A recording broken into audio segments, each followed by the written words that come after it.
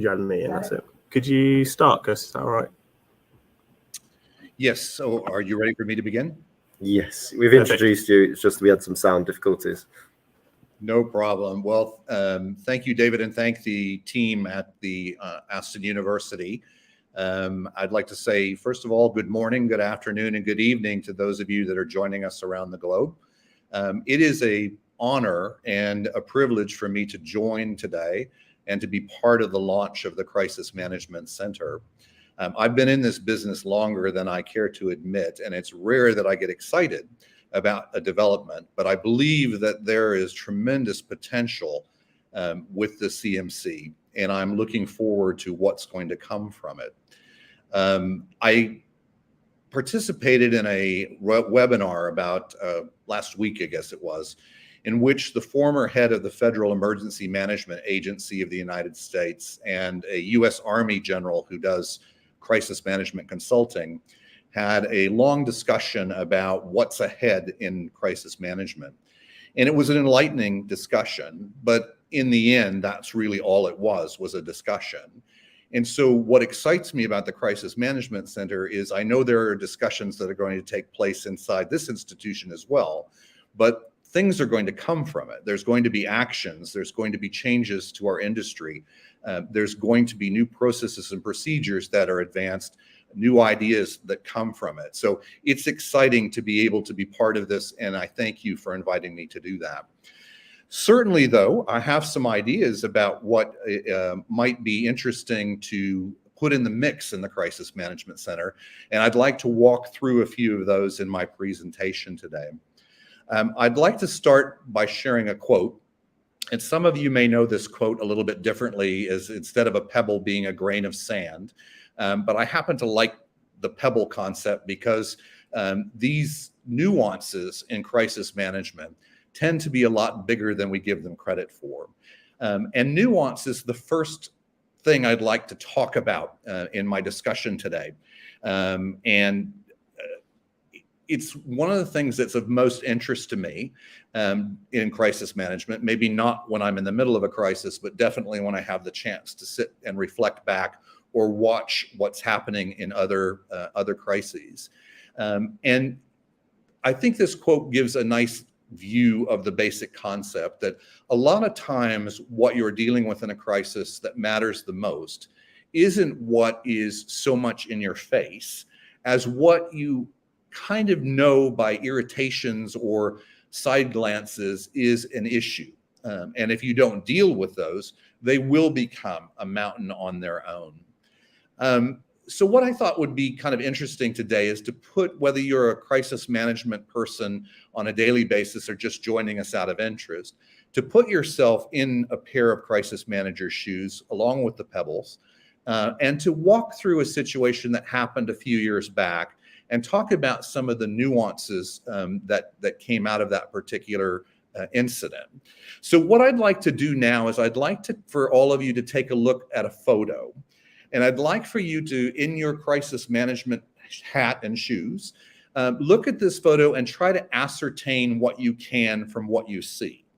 It's incumbent on crisis managers to be very tuned in to what they see, what they hear, so that they can adapt their crisis response to match the type of event in which they're handling. So I'd like you to look at this on 3 levels, and you might have different levels, but these are the ones I'd like us to use in this particular exercise. I'd like you to look at it as to what is obvious. I'd like you then to go down a level and think about what you might see in this picture from a subtext perspective. And then on the 3rd level, I'd like you to think about it as a pebble, as nuance. So I'm going to change the photo over now, and I'd like to give you just a minute or so to look at this photo and, again, think about it in those 3 ways. What is obvious, what is subtext, and what is nuance?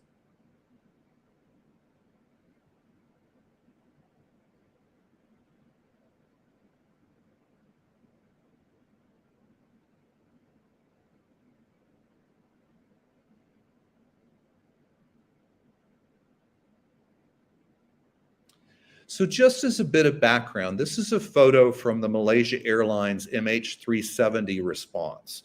And you might remember that MH370 is the aircraft that was flying from Kuala Lumpur up to Beijing, China, and went missing. And to this date, the major structure of the aircraft and everybody on board has not been located. Some pieces of the aircraft have been found over by Africa, but nothing substantial of the aircraft.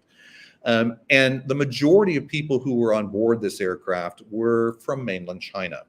And so Malaysia Airlines, based obviously in Malaysia, needed to mount a response up in Beijing, China, per their own plan and per the response requirements of the government of China. And this is a photo that was taken either outside the Family Assistance Center or near the press conference area, not quite sure. But if we look at this and talk about those three levels, I would share with you from my crisis management perspective, and I have to be honest with you, this photo has seared into my mind from the very first moment that I saw it. On the obvious level, I focus in on the lady in the middle. And what I see is grief. But it's more than grief. This is excruciating emotional pain.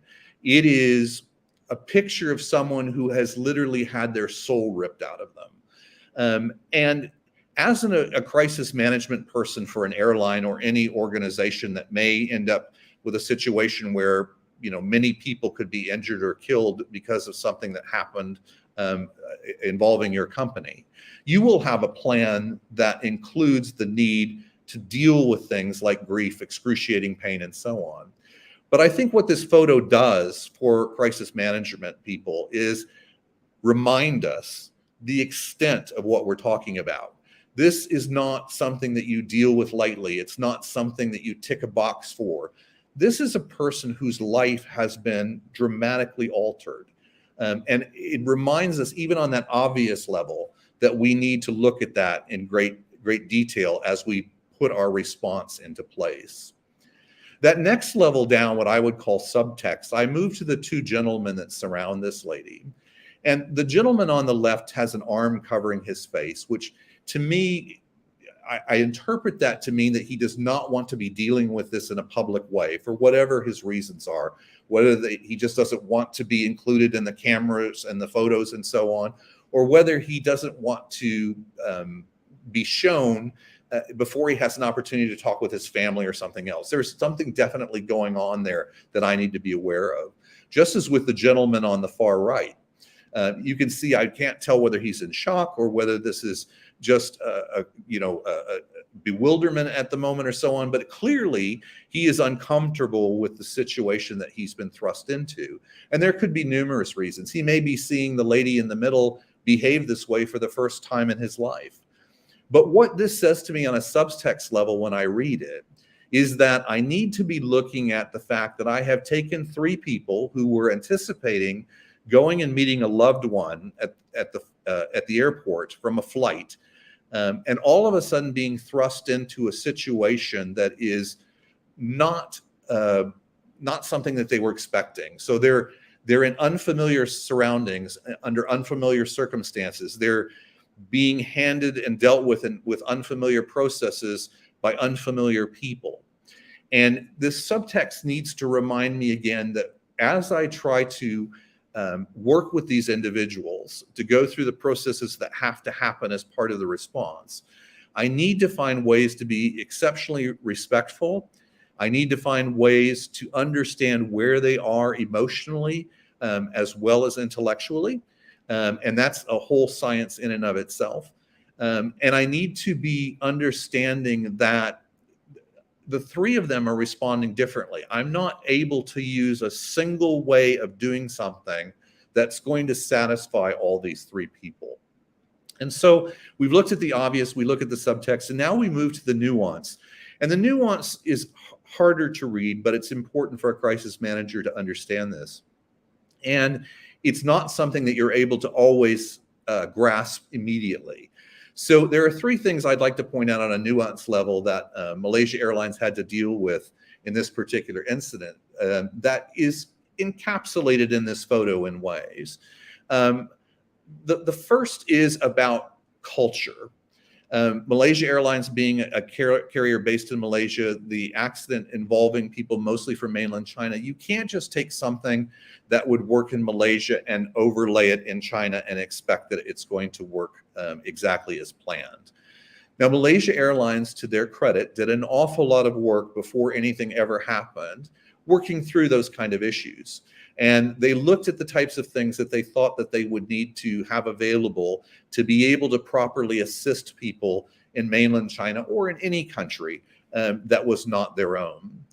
But in trying to do the right thing, and best intentions have a way of biting you sometimes in the bum, they made a cultural error here. They knew, rightfully, that they were going to need to have translation assistance and to be able to assist people in their native languages. People in trauma tend to want to communicate in their own language. They knew they were going to need people to speak Mandarin or Putonghua to be able to assist the people in mainland China. And so they had arranged with a group to provide those services in case something like this ever happened. Unfortunately, the group that they chose was based in Taiwan. And if you know anything about the political climate between mainland China and Taiwan, it's not the best. Mainland China sees Taiwan as a renegade group of people that needs to be brought back into the fold. And therefore, relations between the two are quite strained. And so to bring people over from Taiwan to provide the services, the translation services, caused some geopolitical issues and also caused some respect issues where if you're in mainland China, you wonder why someone would bring someone over from a place where there are differences rather than using services that were available in your own country. So again, a perfectly correct attempt at a response that got messed up because of the nuance of not thinking through the complete cultural implications of the group that was chosen. The second part of this was very difficult to see in the beginning, but became exceptionally important as the response went on. And that is, as in many Asian cultures, older people, especially parents, are taken care of by their children as they age. And that may be providing them with a home, meaning your own home, but making sure that they're cared for, they get the medical care they need, and so on. It's just part of how the culture works. And what happened here was that many of the people who were on board the aircraft were from the generation where China had a one family, one child policy. So what happened to these families was they not only lost their children, which was of course the paramount concern. I don't want to say that the nuance I'm about to talk about was on the same level, but the complication that arose because of the policy was that these parents ultimately came to find out that what they had planned for their future, how they were going to be cared for, where they were going to live, how they were going to, to partake in their golden years, had also been taken away from them. Now, there's a great book that I would encourage those of you with any interest to seek out called Ambiguous Loss. It's by Pauline Boss, who is a family social service professor over in the United States. And she talks about this concept, which is our third nuance here, that there was not an ability to return bodies to these families. Okay, so they were unable to cremate or bury or whatever their spirituality or culture called for. They were not able to bring that to conclusion. Not talking about closure, that's a different concept that's really a negative, but the ability to have your loved one return to you and then for you to seek putting them in a resting place. This was wrestled from them. And Dr. Boss explains that this ambiguous loss complicates people's ability to process what's happened to them because they don't have that body. And her work comes primarily from work with soldiers' families who went missing in action in wars. And so their loved ones were never returned to them. There's a flip side to this that I'll explain in a minute, but sticking with this immediate theme, what Malaysia Airlines had here then was two pieces of nuance regarding the families, their inability to have someone who their family member returned to them, and also this security blanket that was built into their culture taken away from them. And you can imagine if you aren't able to understand having your loved one back, always will be in the back of your mind a voice wondering, even if logic and intellect tells you otherwise, that they're someplace, they're alive, they need your help. And so that eats away at you in the back. And Dr. Boss goes into that in quite some detail.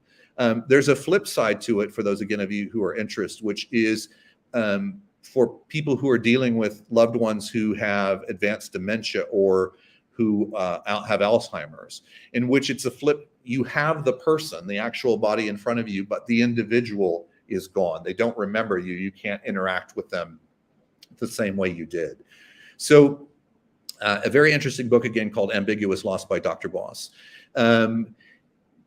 This nuance underlies what's happening in the crisis response. And as a crisis manager, you've got to be able to see these things, to discover them, because they impact how you're going to respond, because the people are living this, the people who are involved in this crisis. And you need, as a crisis manager, to be able to ensure that your response is going to take those things into account. And if you only look at the mountains and don't feel the pebbles, you're not going to get that. Now,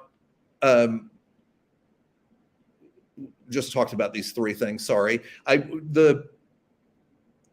As I ran my teams through exercises at the airline, we would do numerous exercises throughout the year, but one always focused on a crash, because that's certainly one of the worst things that can happen to an airline.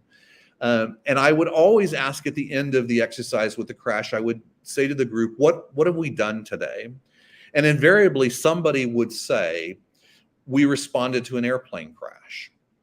And I would say, wrong. That's not what we did.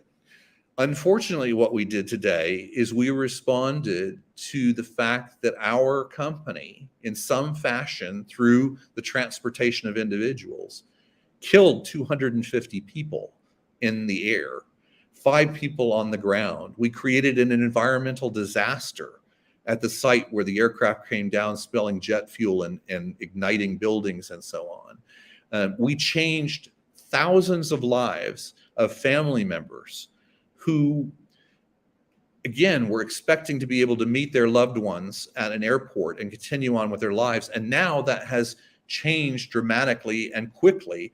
So there's no way to even prepare for the reality of what's occurred to you. And I would argue with you that every crisis involves people. And I believe that that's a global concept. It's not something that's specific to Western or Eastern culture. Every crisis is about people.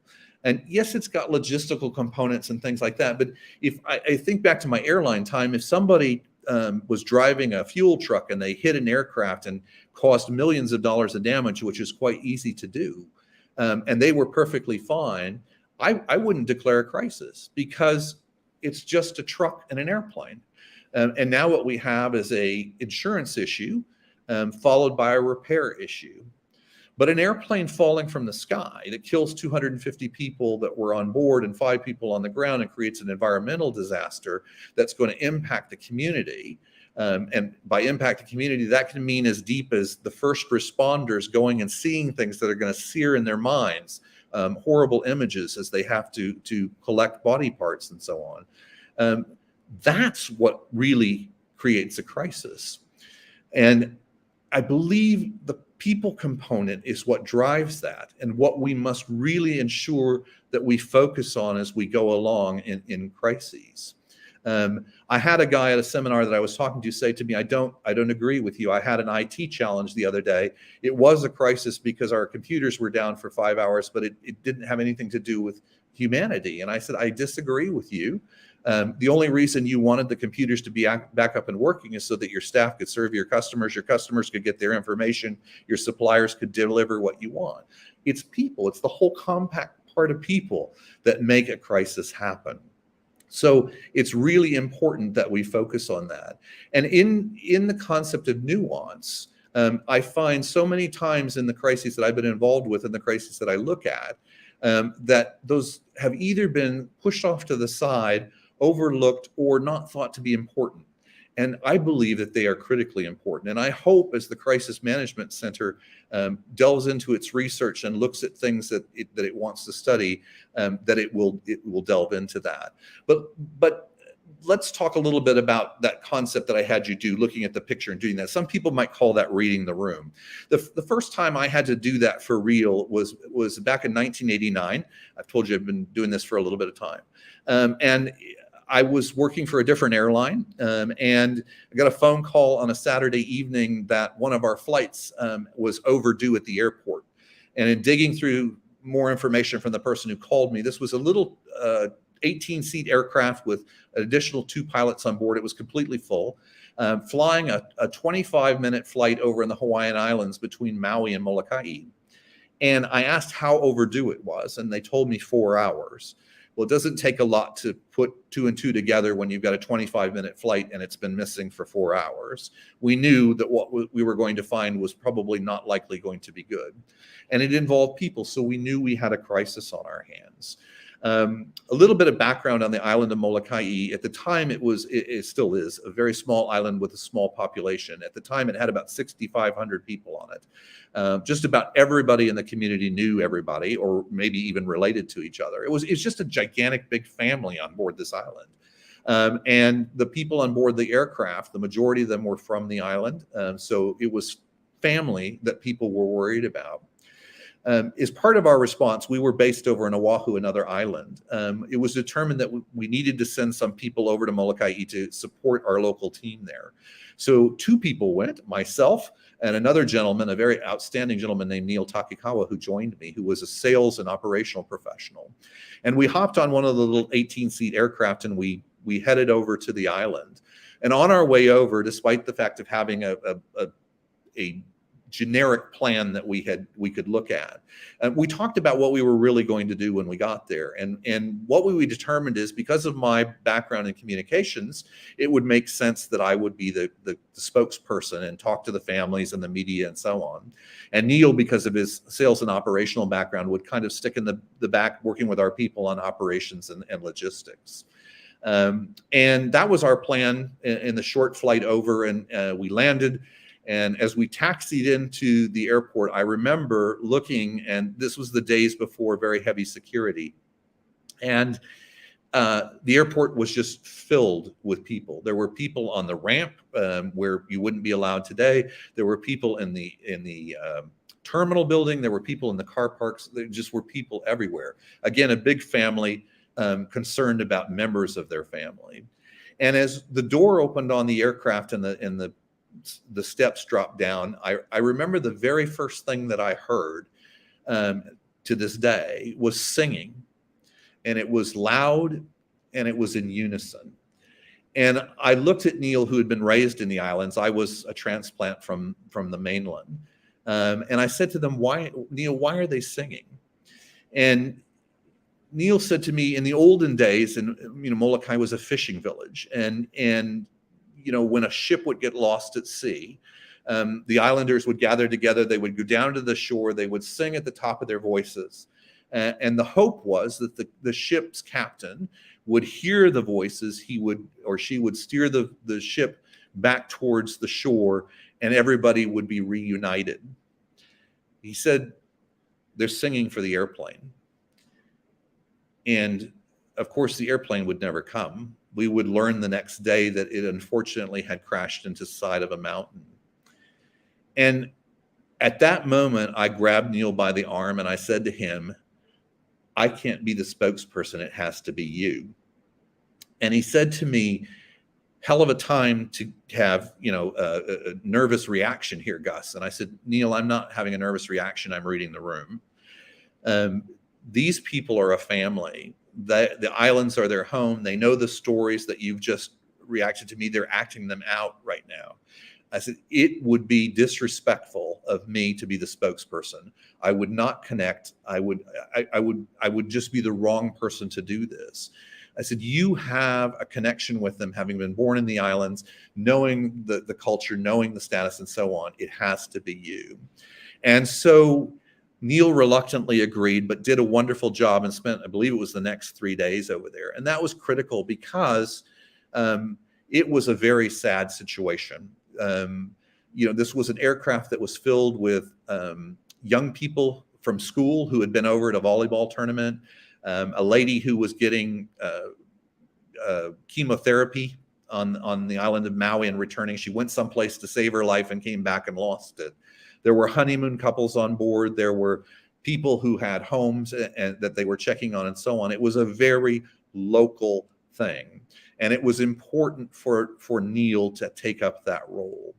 And that was the first time that I understand the concept of nuance, of understanding that no matter what the plan said, no matter who had the better training or whatever, there was the need to be flexible and to read the room and to understand what the people who were touched by the tragedy needed, not what we had planned to do, but what they needed, and to be able to give that to them in the best way that we could. And so, as I said, Neil stayed with them. I went back over to Oahu to continue with the response in a different fashion. And I thought I was returning to the safety and sanctity of our crisis management center. But in reality, what I found was that, again, a nuance that we had overlooked. We had thought that, that we would be protected in there, that we would be able to do our jobs and not be touched by the real tragedy, which can sometimes influence your decision in ways that might be inappropriate.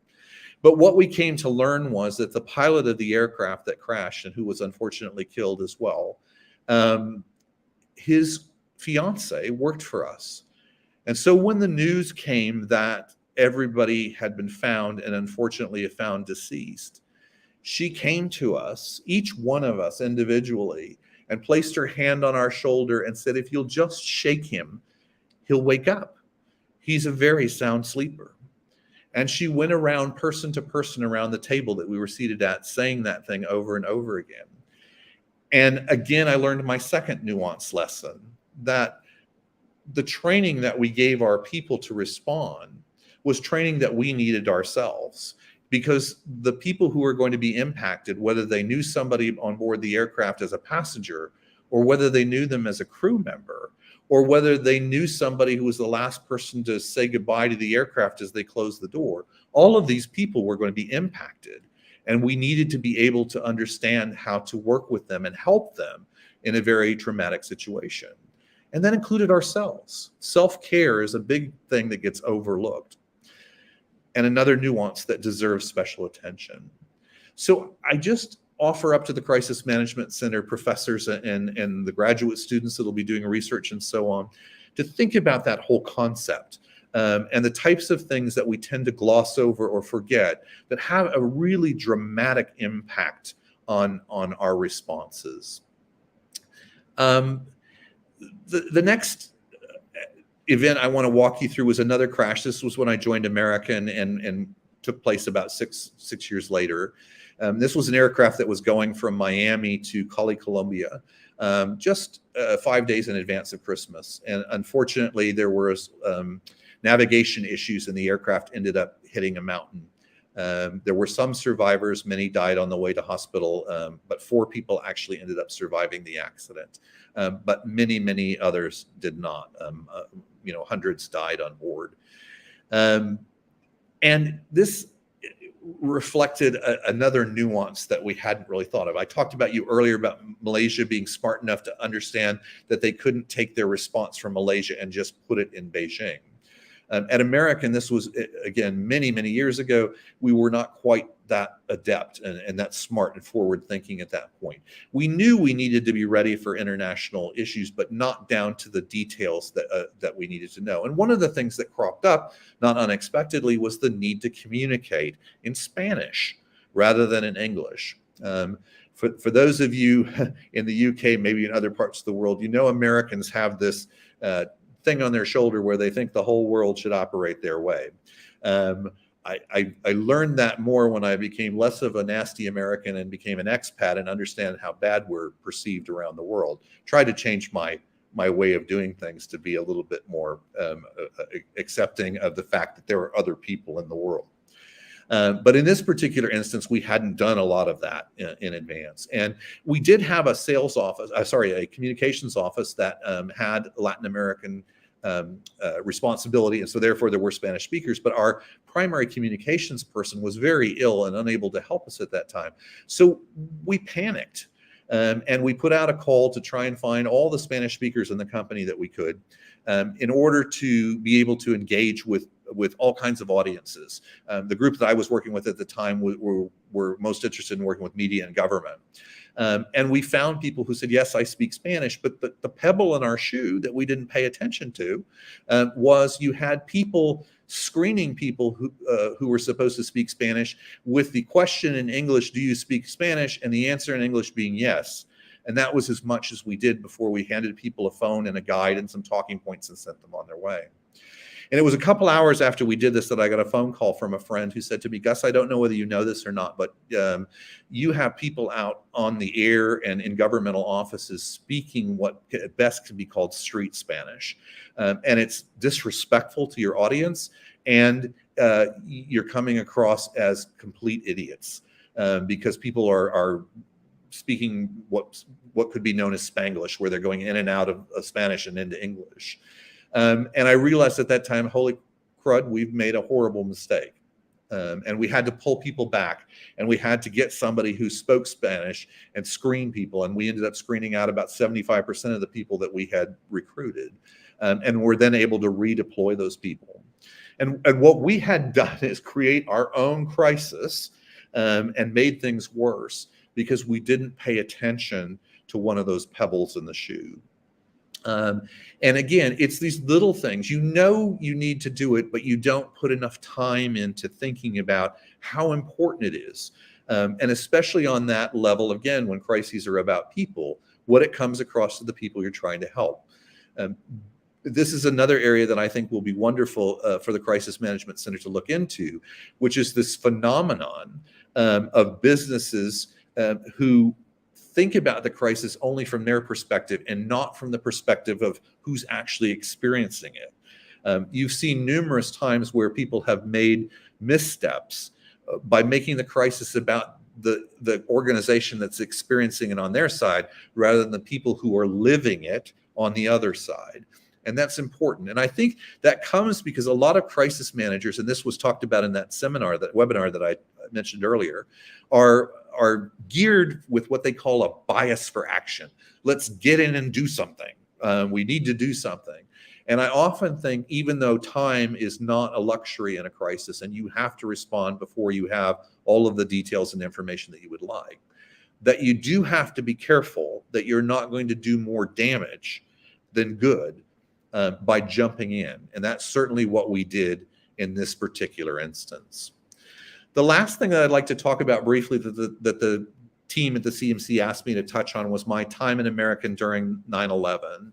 And I'd just like to, again, come back to the types of things that we didn't look at. So on the 10th of September 2001, I was at the office extremely late because we were getting ready for some pilot negotiations. And in my world, that was the crisis. What was going to happen in the labor negotiations and so on was just, paramount. We were working on our wording and who was going to talk and how we were going to respond and so on. And of course, none of that mattered the next day on September the 11th because of the terrorist attack, the loss of so many lives when the 4 aircraft were turned into weapons. And we had done a lot of work. This happened years after our accident. So we had gone through and re-looked at our crisis plans and tried to think of things. But again, one of the things that I think would be interesting for the Crisis Management Center to look at is, I think organizations lately have slipped back into, because of cost concerns and maybe the number of people being employed, a shrinkage of what we look at and the types of things that we think might happen to us. So in particular, when we looked at what we didn't do well on September 11th, we had planned for 1 aircraft. We had never planned for 2.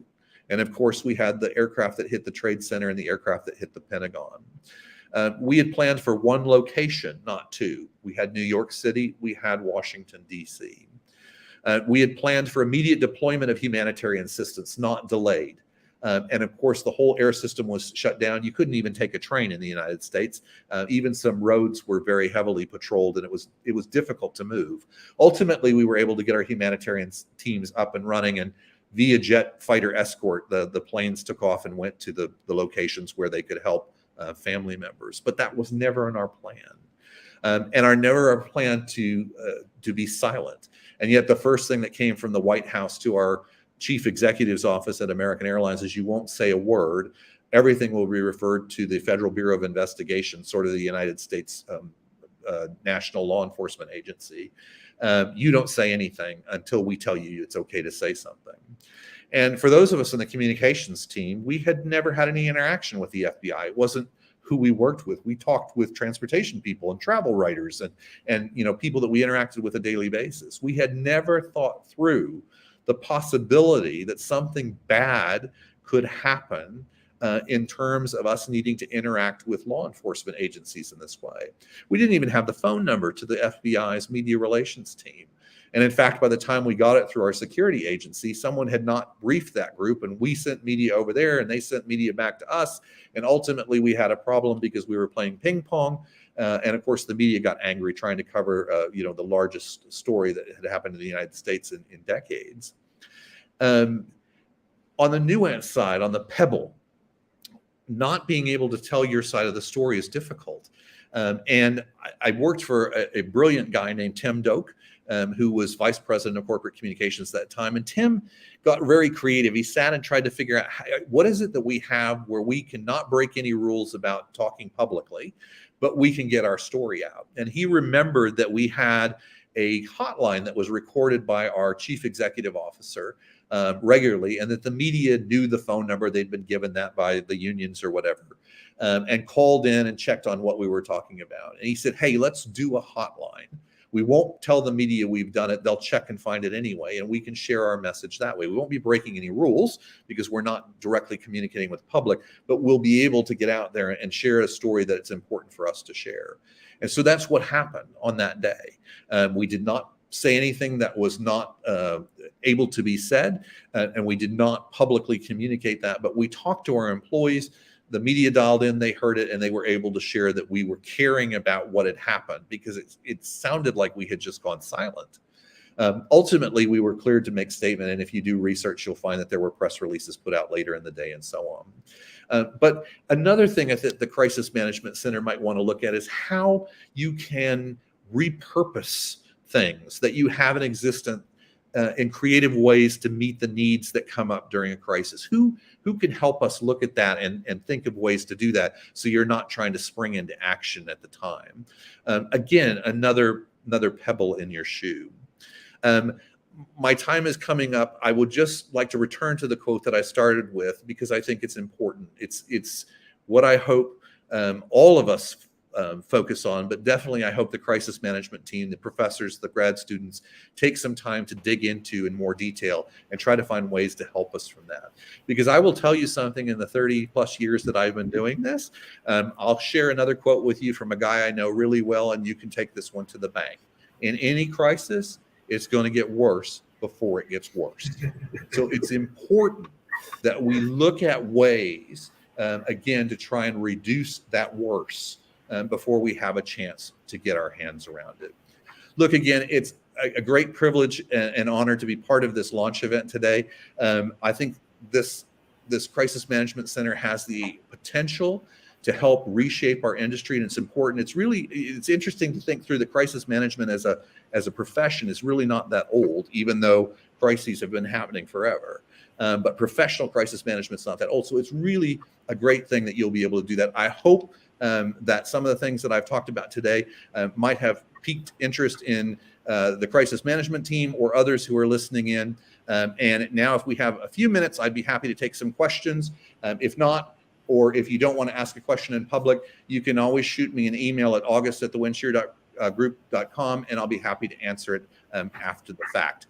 But with that, I will turn it back over to David with my thanks. Thank you, Gus. Yeah, we've probably got time for a couple of questions before we break for coffee. As Gus might not be able to hear you in the room, I'll relay the question to Gus. So has anyone got a question they'd like to ask? Okay. Yeah. Okay. So Gus was talking about nuances, and this was his main kind of thing he was trying to get across, I think, in his talk. And what the little stories he gave us illustrate were that nuances are everywhere and catch you by surprise, and can be kind of multiple. How do you spot nuances, and how do you identify the ones that count? Okay. I'm not sure if you heard that, Gus, but the question generally was about, obviously, nuances there can be multiple amount of nuances, and it's kind of about how do you identify those nuances, and also how do you identify the ones that count the most? So I think, again, and this is where I think the Crisis Management Center can do some research and help us. I think the first thing that starts out is training crisis managers to look for them. And because if you're oblivious to the fact that they even exist, you're going to step over the top of them regularly. What teaches you about nuances, unfortunately, which is the case a lot with crisis, is experience, where you miss one and you figure out afterwards, oh, wow, that's something I really should have paid attention to. But I think, again, depending on the type of crisis, going back and researching what's happened in the past, training crisis managers to look for that in the future is a good way to help them do that. And I think there are ways that you can, again, with some time spent on it, that you could probably build some structure into it.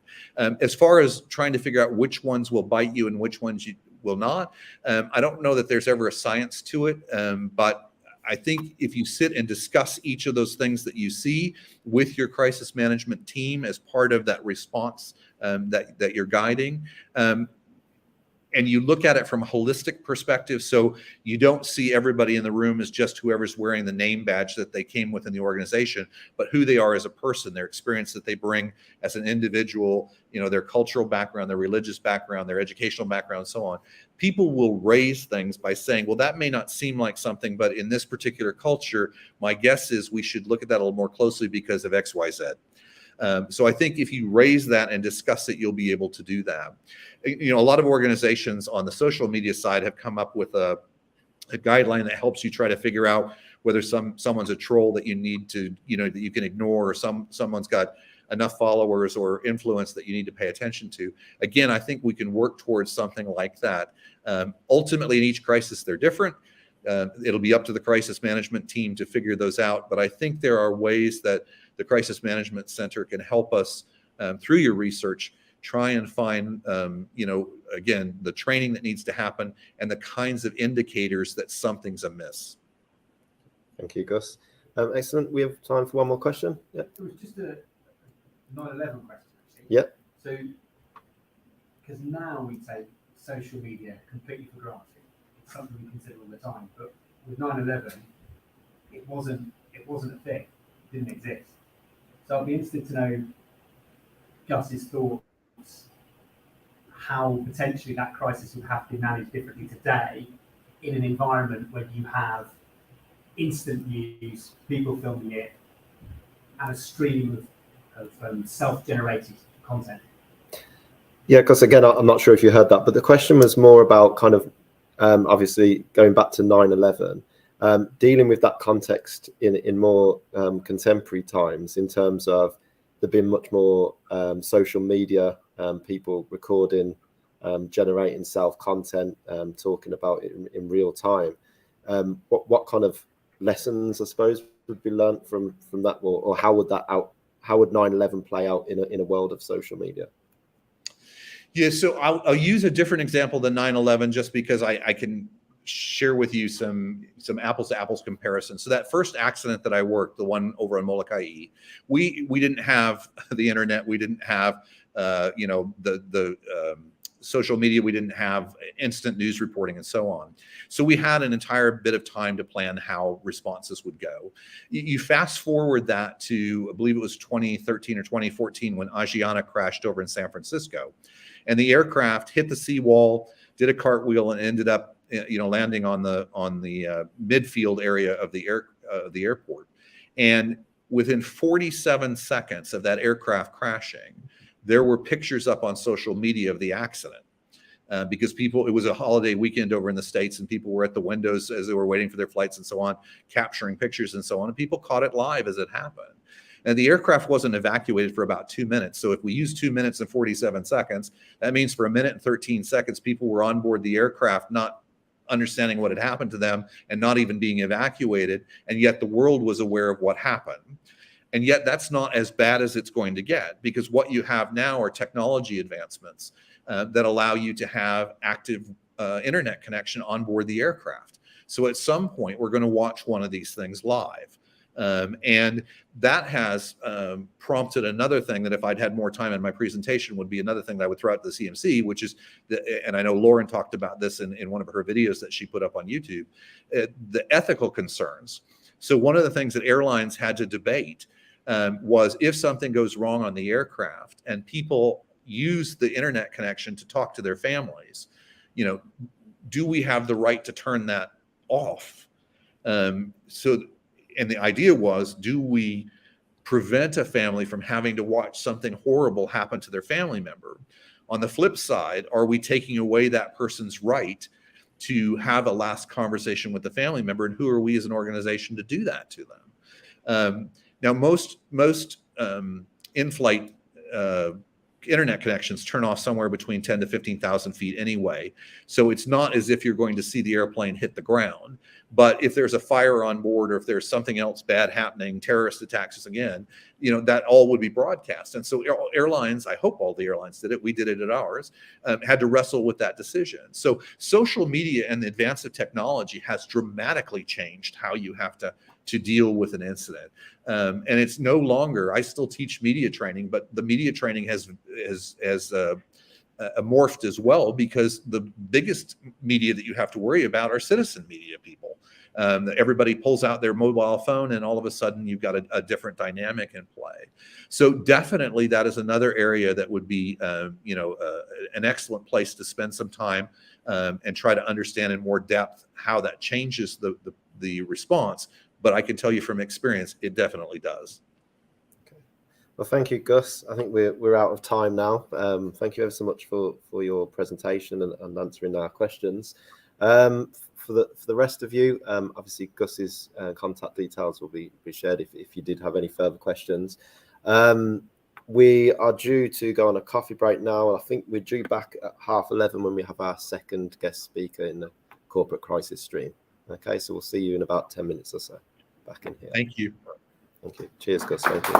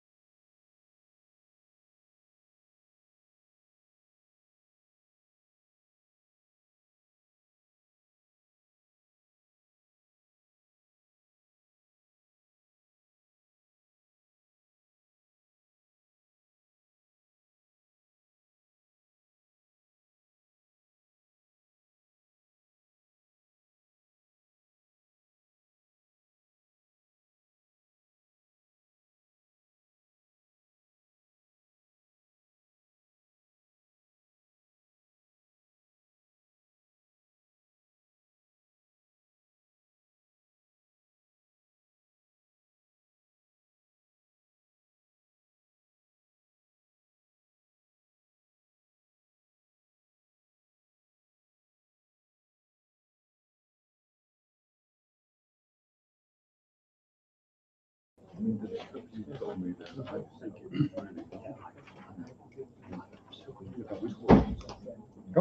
go for it. Okay, thank you very much for coming back. So we have our second talk in the humanitarian stream, and it's a real pleasure to welcome Dr. Wei-Sen Lee from Secretary General from the National Science and Technology Center for Disaster Reduction in Taiwan. So there was probably a competition between our Mexican visitor and our visitor from Taiwan, and probably 15 hours on a plane to come here visit. So it's going to be a very, very interesting talk, I'm sure. And Dr. Lee will provide a critical overview of the differences preparing for response to two recent disasters in Taiwan, to quakes and a typhoon, and showing a lot of really interesting initiatives that they have. So without any further ado, I'll leave the floor for Dr. Lee.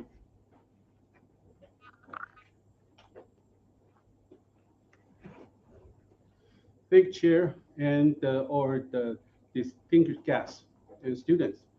Today, I'm so honored to have a chance to speak here, especially talk about some dynamics and challenge of crisis management during disaster, especially when we try to apply some information intelligence to control, no matter casualty or losses. That is very important job to my office. I'm from Taiwan, and my office name is National Science and Technology Center for Disaster Reduction. Believe me, it's very hard to remember, even in Chinese. The first time I came to my office, I spent maybe one day to remember the full title of my office because it's pretty long. For easy to remember, just remember NCDI easily, because my office full name is too long. Why the disaster risk management is so important? This is one report published by Microcroft, very famous insurance company based in London. It talks about the economic exposure to nature hazard. Taiwan is the number 3 around the world, very high. Especially, all you know, along the west coast of Taiwan, we have so many chips producing industrial like TSMC. I think some of you are iPhone users. The central processing unit is made in Taiwan. So we cannot avoid kind of truth because we are fully exposed to nature hazard. But this is what, in fact, we had before. The lower part is about the one earthquake hit us in 1999. The name of earthquake, Chichi earthquake. One earthquake killed us almost 25,000 people, but 2,500 people, and caused huge direct economic losses. So because this earthquake, you see, right now, if visit Taiwan, we presumed the stadium as the museum to remember power earthquake, uplift about 1.3 meters just in seconds. And likewise, the collapsed building we also preserve as the museum to remember power of earthquake. But however, we witnessed so much destruction in Taiwan ever. And another one is about Typhoon Molokai, hit in 2009, killed about 700 people, and of course, caused a lot direct economic losses. The first one is momentum in Taiwan. We pushed the law for disaster management. So hit in 1999, and we passed law year 2000. And after the Typhoon Molokai in 2009, we want to upgrade our disaster management system. As I changed before the talk, disaster risk management is kind of sometimes a painful learning process because some people die, some people lost their loved ones, some people lost their property. Then we realize something we can do better for the next time. So during my career, I learned a lot. But from another point of view, think about resilience. There's also same report published by Microcroft I think in the 2013. From this report, Taiwan and Japan both list as the low risk. Sorry, Taiwan is here, so small compared to Japan and Korea. For the previous one, extreme level. For this one, low risk. I tried to conclude some factor why we can list at low risk. First of all, we apply science and technology. Look the office name, National Science and Technology for Disaster Reduction. At the beginning, when our government in Lord want to set up my office, we want to emphasize power of technology to reduce impact. But very interesting, look at my office title, even look at email, I like .gov in my office email, but I am not government servant. I just government hire disaster manager. Right now I changed my title, government hire scientific disaster manager. We help try to provide some suggestion for government to solve the problem. As mentioned by Edward, the most challenging thing is about rotation. Every few weeks, we might have the change in government structure, even have the regular personal rotation. But in Taiwan, NCDR play a kind of constant role. We keep institution memory. We keep about what happened before. In case of emergency, we can propose some suggestion, like what we've done before. That's very important, no matter for COVID, no matter for nature disaster. We need some people remember what happened before. And based on experience, we can propose some suggestion. So this is role about science and technology. Another one is transparent risk. Before the year 2000 in Taiwan, there is no hazard map at all. But after the Chichi earthquake, we learned we must have some base to do some risk communication with general public. So we start producing some risk map. The first risk map we showed to the general public is about flood map. But at that time, we didn't receive a lot of applause, but a lot of complaint, especially from the construction company. They complain because the report, because the map devaluate their properties. They complain.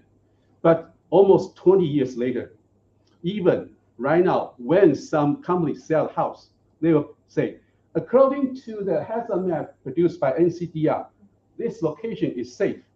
Now, the same product, after 20 years, people can use the concept in different directions. For the first one, very negative things, our report just bring a lot of troubles. But for the second one, they think it's a way they understand risk and do something they can avoid risk.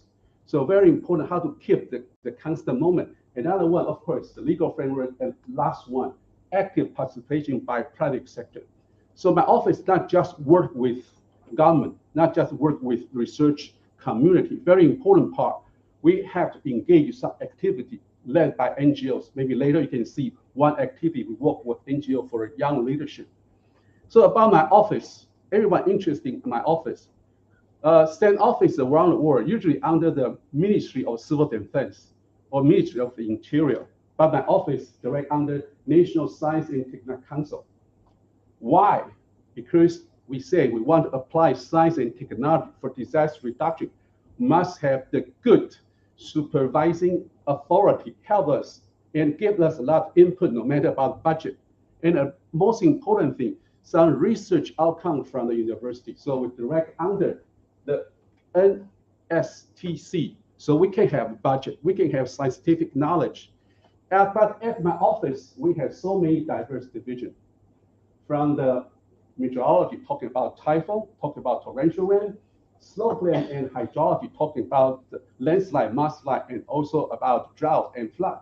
And for the policy in the economical division, we talk about policy and social impact. And for earthquake and man-made disaster, it's easy to understand because we frequently have earthquake in Taiwan. And for the information division, very important thing, I emphasize about information intelligence. All this division, they produce some products.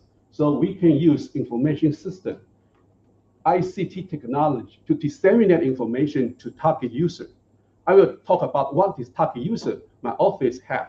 And last one is new division at my office about climate change division, because in Taiwan, we also face very challenging issue related to climate change. Like recent year, we had last typhoon. Then we will have problem about drought, because without typhoon, we don't have sufficient fresh water. And myself, I'm working in the international collaboration division. But before I joined NCDR, I was a school professor. My background is civil engineering in charge of earthquake design. So before I joined my office, I had limited knowledge about disaster risk management. Only thing I know about how to design a strong bridge or building in case of earthquakes. And you see my office, we have diverse background. But most important thing, our major job is provide some services. Of course, we publish some journal paper, but most important job for my office first about science and technology transfer. NCTR stands as a bridge among several key stakeholders, like the government, like a research community, NGOs. We collect demand, we find out solution, provide different stakeholders. This is why NCTR have kept dialogue with a lot of key stakeholders. So this is sometimes I think I'm lucky because my job, I can talk to researchers, I can talk to NGO, I can talk to government officials. So I know what they want, but sometimes they lack kind of a channel to discuss together. One thing, as the Edward mentioned, they speak different language. So we need someone to understand the language and to transform our idea and reach the same goal we have in mind. Actually, I think every key stakeholder want to have a safe society, but they use different language, especially when describe some impact. And everyone think their mission is first priority. So how to prioritize the different needs also very important at my office. And we have several products even for the emergency operation. Later, I will tell you my office building is right in our National Emergency Operating Center. In case of earthquake, typhoon will become 7/24 operational mode. Of course, during the peaceful days, it's just 9 to 5. But our job is not about search and rescue. Look at my size. I cannot move into debris, find someone survive. But I'm good at telling commanding official in EOC where are the disaster hotspots, what kind of problem we might have. So our role kind of branding the EOC, try to give them sufficient information, intelligence, they can work. Remember one thing, nowadays I enhance on information intelligence. Why I emphasize intelligence? Information that means tell you something is happening, but you cannot make decisions just based on that information. But intelligence gives you more specific idea how and what you to do. So this is something we are going to do for kind of decades. And this is my office building. You see, my office building is 9th and 12th floor. And the 3rd and 4th floor is our Central Emergency Operating Center. In case of emergency, my colleague and my boss will join operation here. And we also have office disaster management. It's kind of cabinet level office in charge of disaster management. So we have teamwork with them. Even we have the National Fire Agency, which agency in charge about a lot of kind of 911 calls. So we can collect what happened outside. And even we have airborne service corps. So we also can ask about some assistance if we need kind of air surveillance they can provide. So this is one room to prove how science can work even with top decision maker. This gentleman is my boss, sorry, So this is real operation situation. This is the product of my office about information system. We try to explain the situation to a minister. Then even the big meeting room have closed agency, closed ministry meeting. So we even have a report. At this location, we can argue with each other because it's away from the media. Media is here. So we want to have the secret place that we can argue to find the best solution. So remember one thing, never have easy solution when we have disaster or emergency, because there is too many considerations to take care. So what is priority should be very clear. And this is structure of Taiwan, especially central government for disaster risk management. So you see, NCTR has a role here. We provide the role, ordinary day, we provide a role as kind of the consulting agency, provide suggestion of matter for disaster risk reduction or climate change adaptation, or even what we need for future emergency operation. But in case of emergency, NCTR will join Emergency Operating Center immediately. So we have the kind of mission. So whenever we recruit a young man or young lady to my office, the first question we will ask them, in case about working 24 hours. Can you accept kind of workload? If they know, sorry, fail to join my office, because our obligation is in case of emergency, we will be part of a national task force to face challenges. And this is also short review about my work since 2004. So luckily or not lucky, or unfortunately, I joined at very early phase in Taiwan. I joined at my office in year 2004. At that time, when I joined the EOC, I felt we are not so welcome. Why? Because at that time we emphasized, according to our model, according to our equation, this is about the result, about the aerobot, how much the aerobot. And the emergency responded, okay, thank you. They cannot understand our language. But it's the time we just try to tell them how we can help you. So at this phase, the leader in EOC, especially emergency response, is just emergency responder. And at that time, we used a lot of old-fashioned tools like fax, like radio.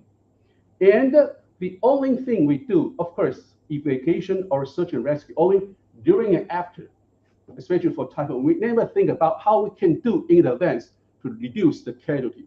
I will explain why we think that an advanced operation is so important. So at this field, I think we have a low trust, low mutual trust.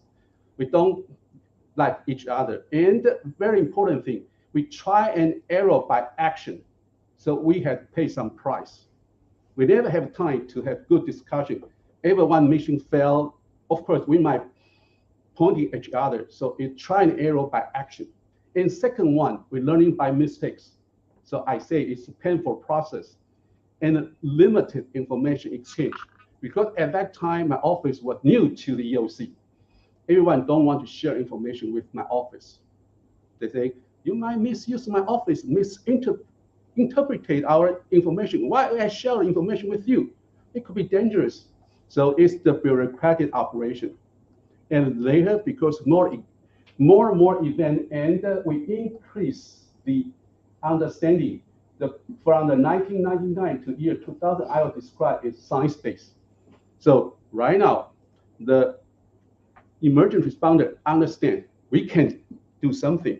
And very important, we introduce early warning and early evacuation. So they need science to identify where are the hotspots we need to evacuation.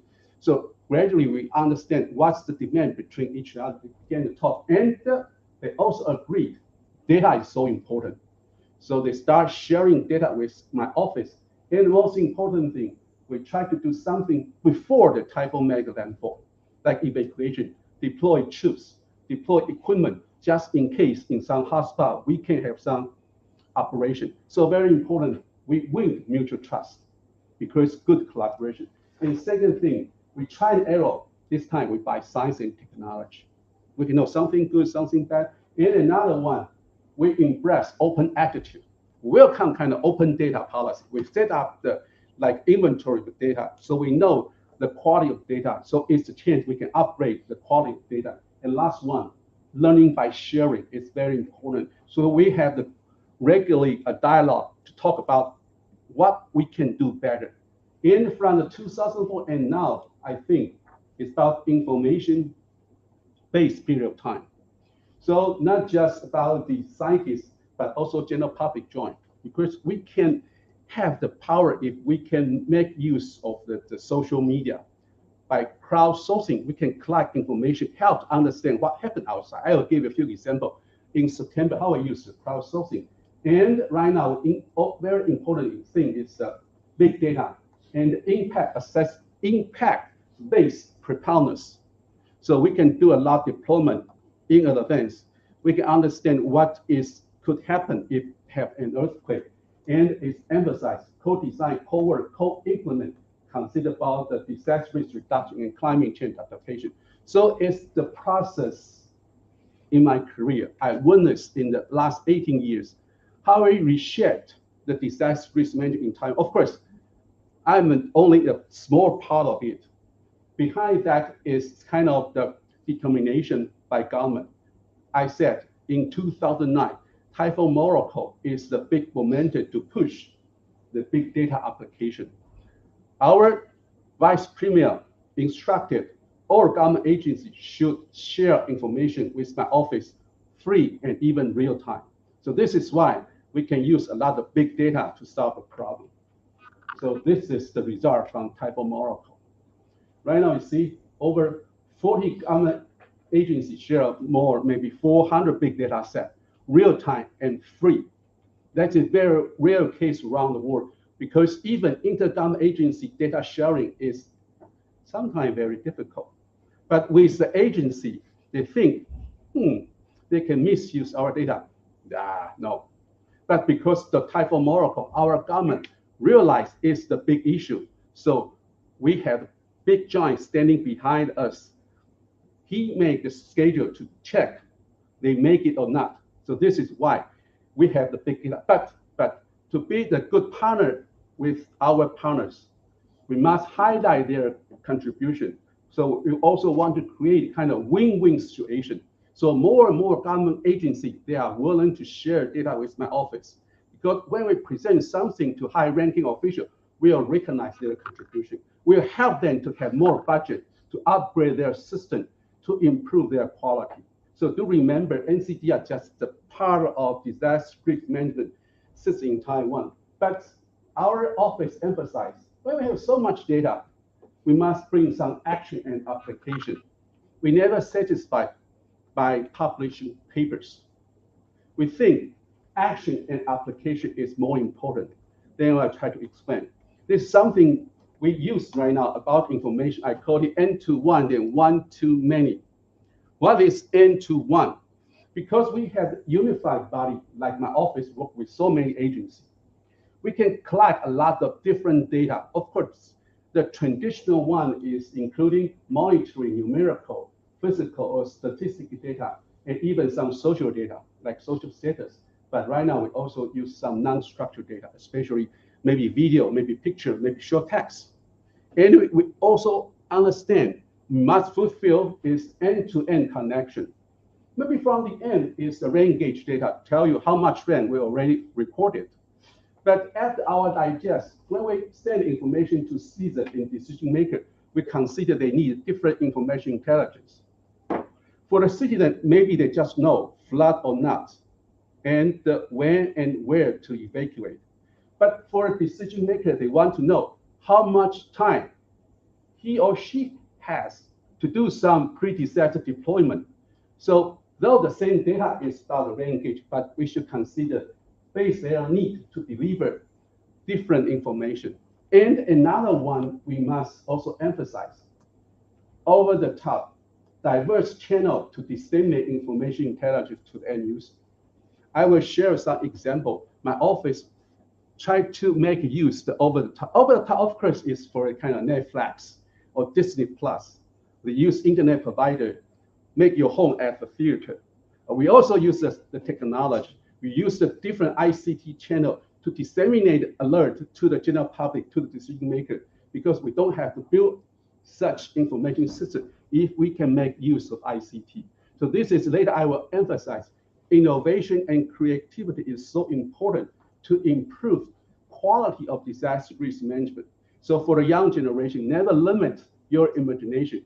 Maybe something is too new to now, but maybe 5 years later is the good idea. And first step, start from year 2000.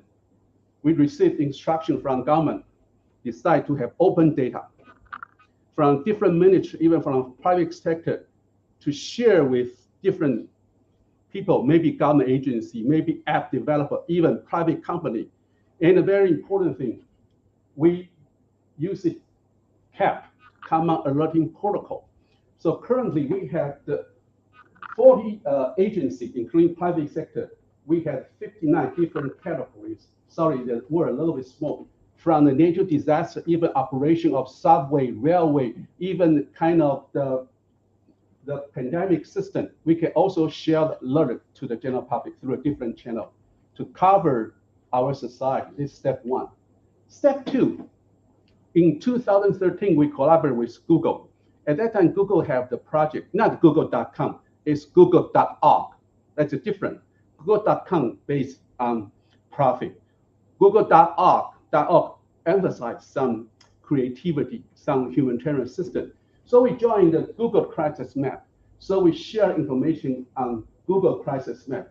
Why we share information with Google? We never pay any cent to Google. Likewise, we never charge any cent from Google. The reason is very simple. In case of emergency, we don't think any government agency have huge big bandwidth to accommodate many, many users. However, to Google, bandwidth never be the issue. So we share information to Google, and Google display on Google's crisis map. And just like Google Map, so we don't need to train people to use the Google crisis map. So we save the budget of bandwidth, also save the time to train our citizens. So it's the good collaboration. So the first time we issue the service, and we have the typhoon immediately. And for the first time, we had 1.3 million users access Google system to acquire information. So in the coming years, you see, every year, I think over 15 million people ever receive information from Google system. So it saves a lot of money and bandwidth. And nowadays, in the future, right now, Google already combined the CAP into the Google Map. They use for this example, it showed the flood alerts in Taipei City. So step by step, we try to merge our product with the people's daily life. So in the future, I know one kind of the share motorbike, electric motorbike, on their panel, they also show about if they're closing to kind of landslide or flood, they'll show some warning on the panel. So this is how we try to enhance the information coverage. Another one, my office was in charge, self-broadcast system. Like any earthquake or even kind of missile attack on the cell phone, we can send to alert on the cell phone. Why we introduce system? Because kind of the situation happened in Japan after Tokyo earthquake. People in Tokyo received kind of alert about 1 minute ahead before the earthquake wave arrived. So our government want to implement the system. So my office took the job. Actually, I'm the first project overseer of the CBS. So it's very difficult because during the time, the mobile phone company was complaining because they have applied kind of service free to our government and user, and they cannot make any sense, and they have received the regular check. So they are so hesitant to put the service online. One day within a meeting, I said, we had promised to Premier, we want to push the service online, maybe just yesterday. So they agreed. So we launched the service. And the very next day, we did have an earthquake, but the system performance not very good. So every new system introduced our society, we need trial and error. So now everyone in Taiwan, they enjoy the services. At the beginning, they complain. So we need to adjust people's behavior by improving our performance. It's very important. Interacting, know the response from the general public and know what we should improve. So it's the evolutionary process.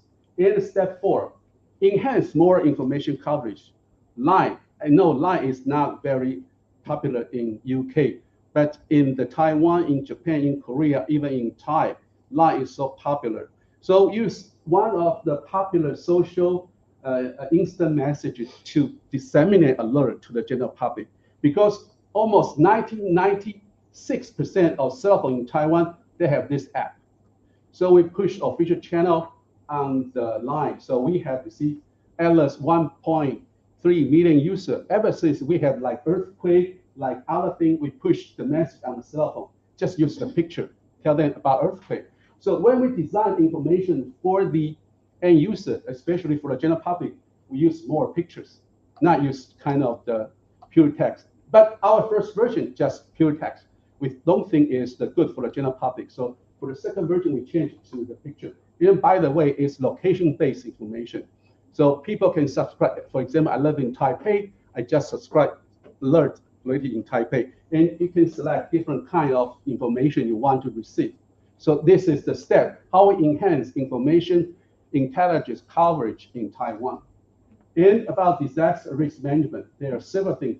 I think the first is kind of a citation by UNDRR. First, apply this disaster risk reduction policy and strategy to prevent new risk, to reduce existing risk, to manage residual risk. Residual risk is kind of the black swan event over our coping capacity.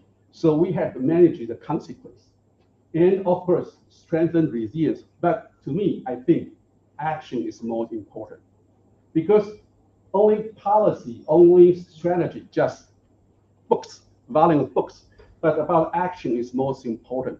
So I will show some action I have. I said NCDI will join emerging operation in case of emergency. Our role here is the leader of the situation assessment group. We try to identify disaster hotspots. And do remember, NCDI, we are not government servant, but we have to lead the group. We have worked with so many government agencies, talk about different things. I said, we have disagreement. We even have argument here, but it is the good process. Because of the argument, we can have the good solution. So within the government agency, NCDI, though NCDI is the leader, but we have Office of Disaster Management at cabinet level who will deliver our message to the general public, even to the high-ranking committee official, to the local government. So we have very teamwork, but believe me, it takes time to have harmonic operation here. At the beginning, we might have the finger pointed, we might have disagreement, but finally, NCDI show because we have the power of science and technology. Why? Compared to other agencies, people can have rotation maybe in 2 or 3 years. But most of my colleagues, they can work at my office at 5 or 10 years. So we had accumulated knowledge. So compared to other government agencies, we can show why we emphasize there's some priority based on the past experience. So very important thing, for disaster risk management system, we need one agency can keep all institution memory. Otherwise, in case of operation, no one can find a good point. And for example, for the flood, usually we want to answer the question like wind, strong wind or torrential rain, usually like 4 major impact. Wind damage, storm surge, flood, and landslide. We try to identify when, where, scale, and scope of impact. It's clear in image, the clear idea that the emergency responder can follow. So we can have the, for example, military can dispatch some army to possibly affected area, or they can help early evacuation. Most important thing, even the water resource agency can deploy equipment just in case they have flood. So it's the teamwork. And I show you one report actually in the November 3rd. It's about a typhoon. It hit Taiwan. It's number 4 report. It's a real report. We make a report to committee officials in OC. I just translate from Chinese to English. So first of all, I will try to emphasize the movement of typhoon. And the very important things to emphasize data, big data. See here, the data about the real-time rain gauge data. Every 10 minutes, we receive update, maybe from the Central Weather Bureau, maybe from the Water Resource Agency. And the image actually combine the open source from the international government agency, and of course, some input from Central Weather Bureau. And most important thing, on this picture, we try to highlight where are the hotspot of the rainfall. So it's very clear, one idea on our report, direct, simple, and neat. We skip a lot of the scientific language. This picture even good for our commanding officer who has background about law school, about the economics, about the other field, because it's very clear. First, we report the movement of typhoon and torrential rain. The second one will give very clear idea about time and the space. So for this one, because typhoon was so close to Taiwan, so we emphasize about the phase of impact and when the typhoon departure from Taiwan. So we will tell them during the impact phase, how much rain they will have in plain area, in mountainous area, we give it the estimated of amount. Likewise, for the living phase about the estimation of about precipitation. So it's the clear picture, as I mentioned, where impact and scope of impact. So they can follow the idea to do some deployment. But do remember, only one NCDI is not good enough. We need the partners. We help central government. So our government, the National Science and Technology Council, support one project. So NCDR pair with the local government, and local government find a local university. They work together. They use the same model. We help the central government. They help local government. So we'll provide funding. We'll provide information. We'll provide some technology. They help local government. And most important, we can have information exchange to shorten the information gap. So very important thing, one NCDR cannot do everything, but NCDR can be the one to link all key stakeholders to enable an environment is very important thing. And likewise, also emphasize about strong winds before and after. And at that time, why we show the capacity of a reservoir, because we have problem with drought. This year, we had very late typhoon until September, sorry. So we have tell them about effective capacity in individual reservoirs. So use very understandable chart to tell them capacity of reservoir. And another one for the torrential rain easily cause flood. So we also show the hotspot of flood about the different districts, about when, so they can do some deployment. Likewise, about impact to the mountains, because we have a lot of mountainous highway with a lot of the community or indigenous tribe live in the mountainous area. So we should highlight the location of the indigenous tribe and also the highway. And this is about how we emphasize the recent impact and the possible impact, very important thing, highlight the value, threshold value. And of course, another possible area to have an end slide. And this is another similar one.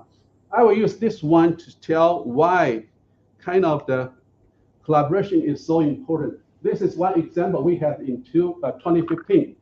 This community suffered impact from the debris flow. Because they received training, because they received information, they make decision to leave their community 16 hours ahead of the debris flow hits. So all 32 residents safe because they took early evacuation. This time is by some early warning. This time is by some early evacuation. Just emphasize today by the UNDR, early warning is so important. So this is one example. Another one is about earthquake, about sudden onset disaster. This is also a real event in the early morning of September 19th, because this is one earthquake hit Taiwan, the magnitude 6.8. One people died, one building collapsed, and several bridge damage.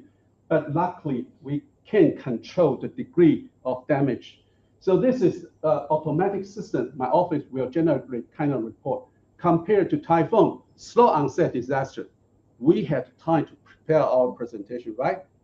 In case of earthquake, we have automatic system, can be produce kind of report. Of course, we should add something manually, but principally, most of the report made by computer directly. So even 30 minutes when I report to the EOC, we already had a report. Like if the minister come, we can tell them what happened.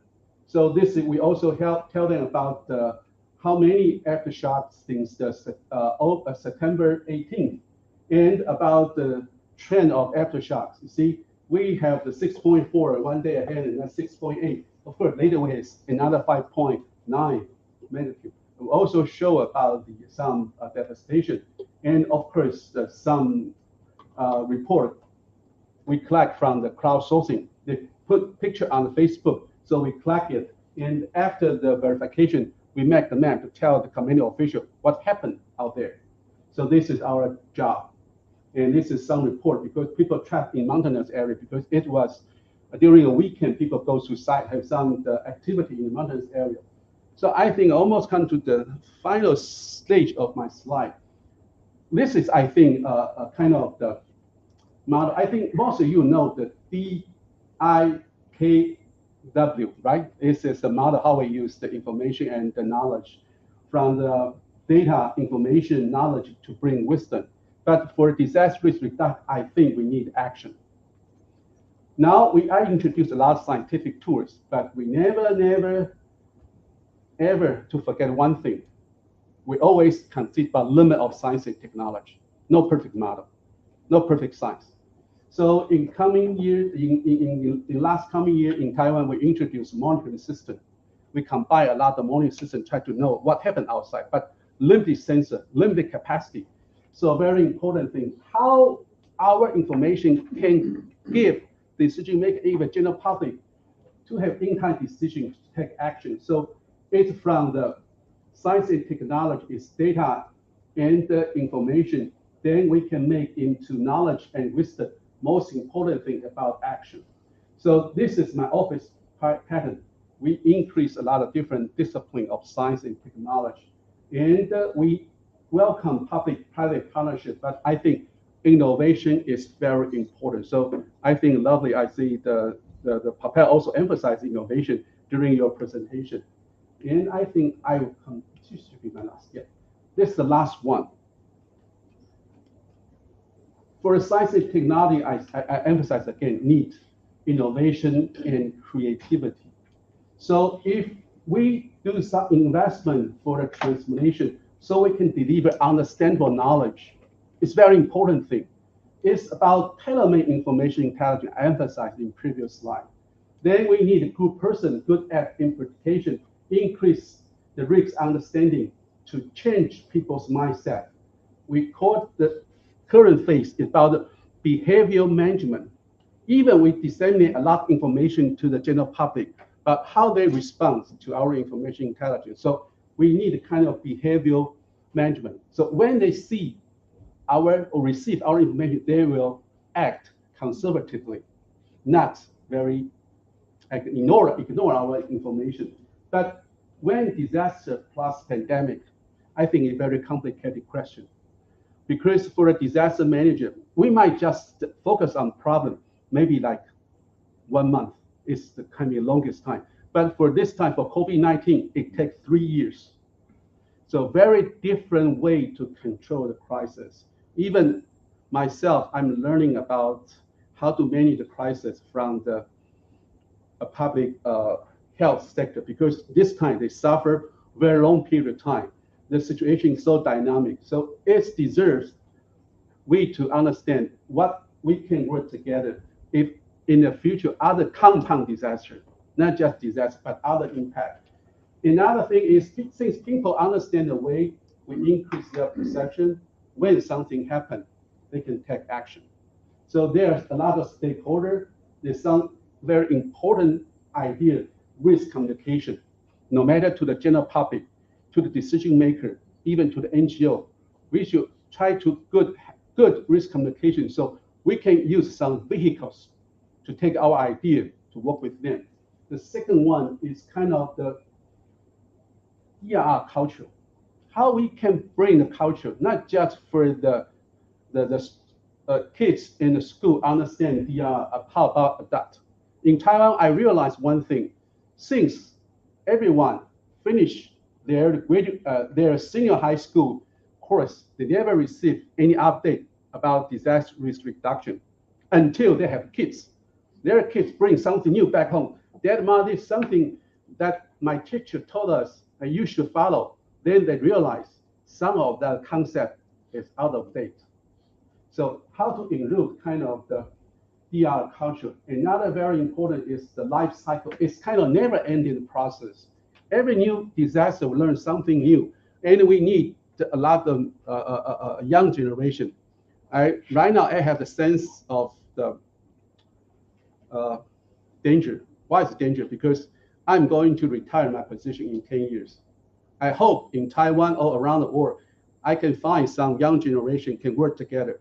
Before I retire from my position, I can share my knowledge experience with young generation so they don't have to start from the ground zero. my experience, I start from ground zero, nothing about disaster risk management. But right now, I try to understand what happened during my career and what is good, what is wrong. So I hope in the future we can work with the Aston University to work something together on disaster risk management. So thank you very much for your attention. Thank you very much.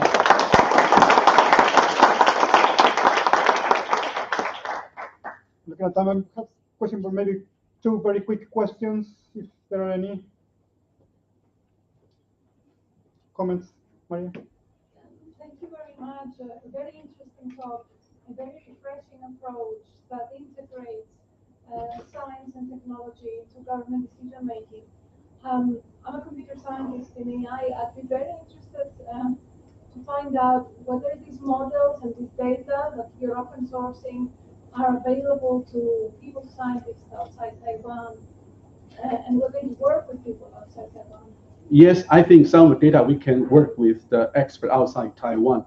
But one point I want to mention, though we think AI should be potential for the disaster risk reduction, but most good big data or AI experts, they're all working for the kind of the financial sector or medical sector because it makes more profit. For disaster risk management, sorry, we cannot make profit, but we save life and save our planet. So welcome, you can contact me later. If you want, have some interest, we can talk later about some collaboration. Sure. Any other questions? It's really interesting hearing about your approach in your career.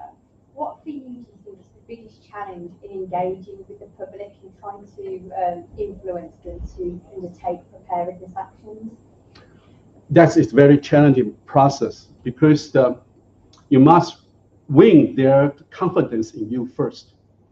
So I said, we spent a couple of years to build our credit. Sometimes we admit we made mistakes, but most important thing, we must provide quality and constant data information to the general public. So this is why, you see, I use the 4 steps. Our office used 4 steps to create information dissemination.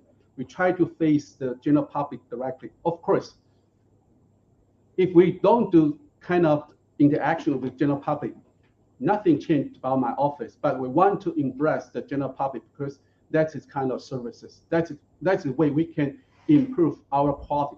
That's the way we can prove our office is so unique. So one point with the general public is to win the trust. Another one to build kind of uniqueness in Taiwan about our office contribution, because in Taiwan, it's also very competitive. Whenever my office delivers one product, some agency will follow. I think it's the good. We initiate the idea to do something good because they have more budget. So we must find something new, can do something better for our society. So it's very good interactive process. But to work with the general public, another approach I mentioned, we work with a lot of NGOs because NGO has more networking with the general public. So for example, for indigenous tribe, we work with several NGOs so they can help us to extend our networking. So this is what I emphasize. For the pillar to support disaster risk reduction, we need 3 pillars. First, government, of course. Second thing is research community. Another one is from NGO. For the research community and NGO, there are 2 can keep a lot of memories and momentum in our society to push agenda forward because government sometimes, because election might change. But for the research community and NGO, they are long-lasting organization compared to government. Sorry, I should not say that. Because government leader always change. Even in my career, I already witnessed maybe 10 premier already, because every couple of years, because election, boom. But NCDR is still there. So this is why my office is welcome as EOC now, because we are constant role. And a very important thing, we never make any news announcement unless we receive the authority. Because NCDR should be a good staff, news staff. Though we know a lot of secret, but unless we receive authority, we will not talk to the press or general public directly. So this is our strategy. Thank you. Christine, you have a Christine? I'm sorry. You have a question? Sorry, no, I thought you were looking at me. Okay, then I'm looking at the time. Can we please thank Dr. Lee again? It's a very, very interesting. We have lunch now.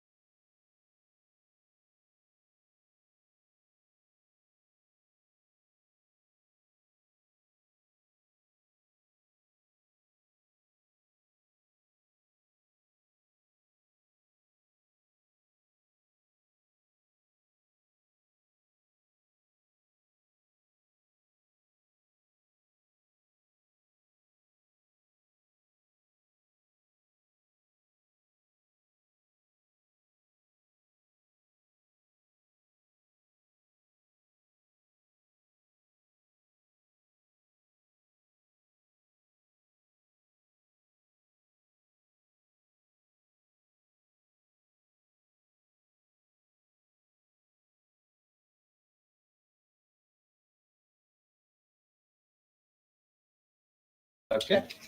Okay. I will see you. Ready? Organization. Hello, everybody. Thank you very much for staying. We have had some interesting activities. We have heard a lot of interesting ideas about crisis management, both on the humanitarian side and on the business side. And we started looking a little bit into some of the main challenges that we have there, right? Now, the idea here is that we have amazing speakers. So let's take advantage of that.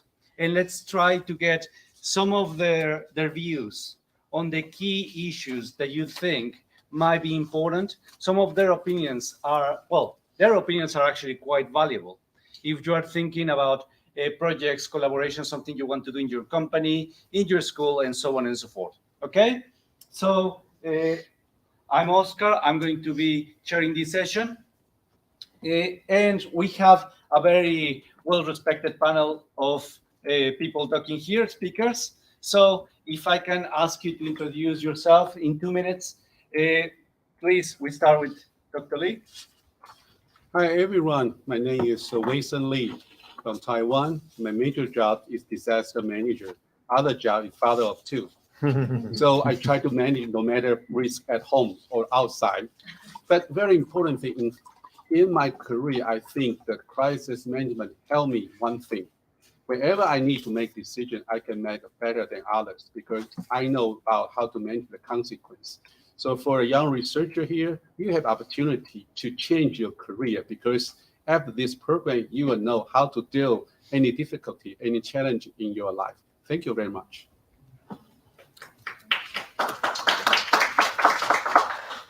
Hi everyone, I'm Sue Anson and I'm Head of Innovation and Research at Trilateral Research. Trilateral is an SME based in London and in Waterford, focusing on AI to save lives. It's actually been a real pleasure for me to be back here today. I started my career at Aston Crisis Centre back in 2007. And as Pavel mentioned earlier, I had the opportunity to work on a couple of projects here, one focusing on how government organisations prepare their public mass evacuation and another focusing on social media. And I also got to do my PhD here as well. Since 2014, I've been a researcher at Trilateral Research, where I've worked on projects where I got to use the experience that I gained here at the Aston Crisis Centre, focusing on public preparedness, community resilience, and projects focusing on how we can use social media for disaster resilience. I'm now Head of Innovation and Research at Trilateral, and I get to work with a lot of researchers, again, working on projects focusing on enhancing societal well-being.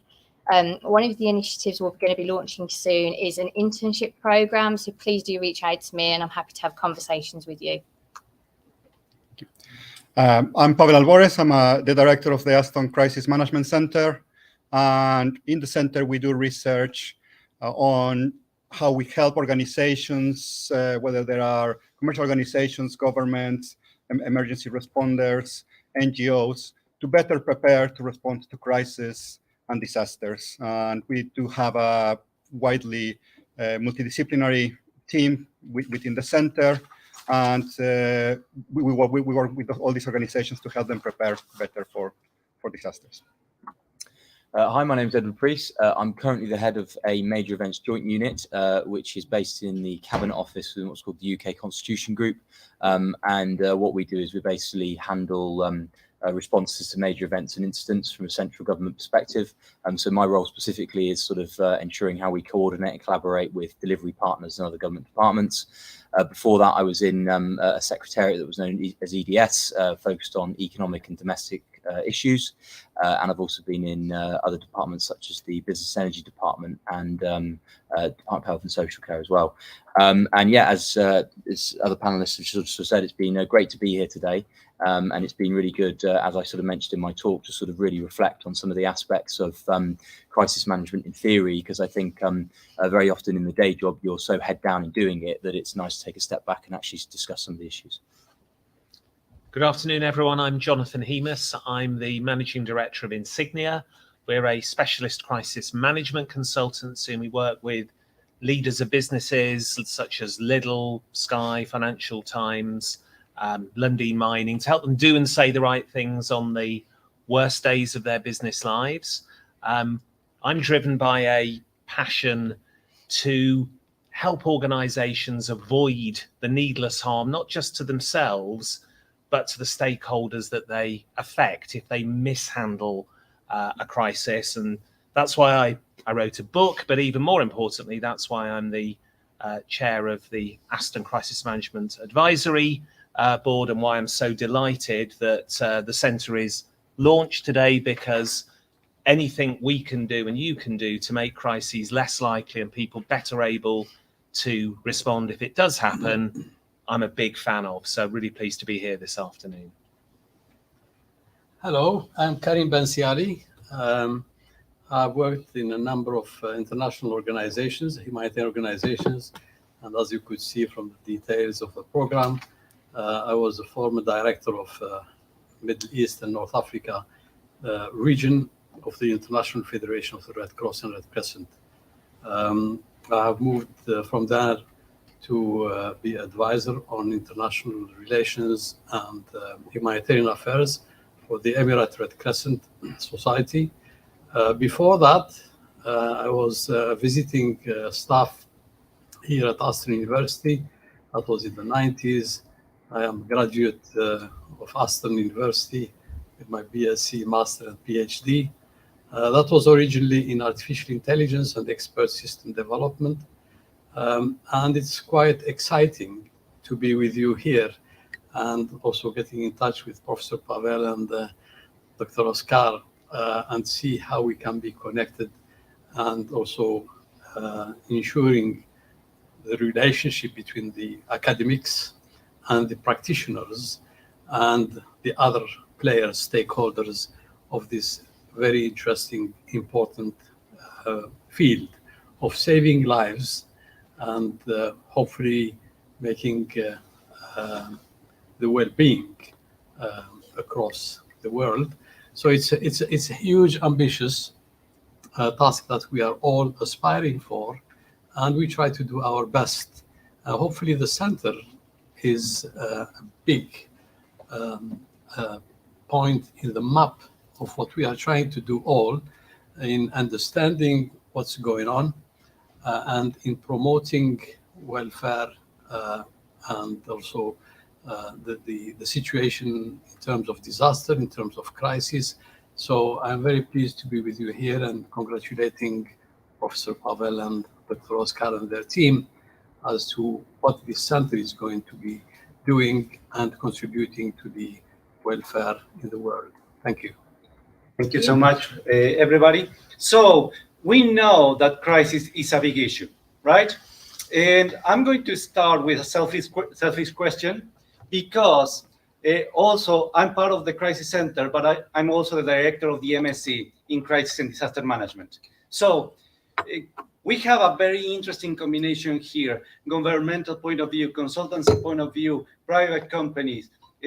So from your perspective, guys, what are the traits that are required for human resources that want to be working in this area?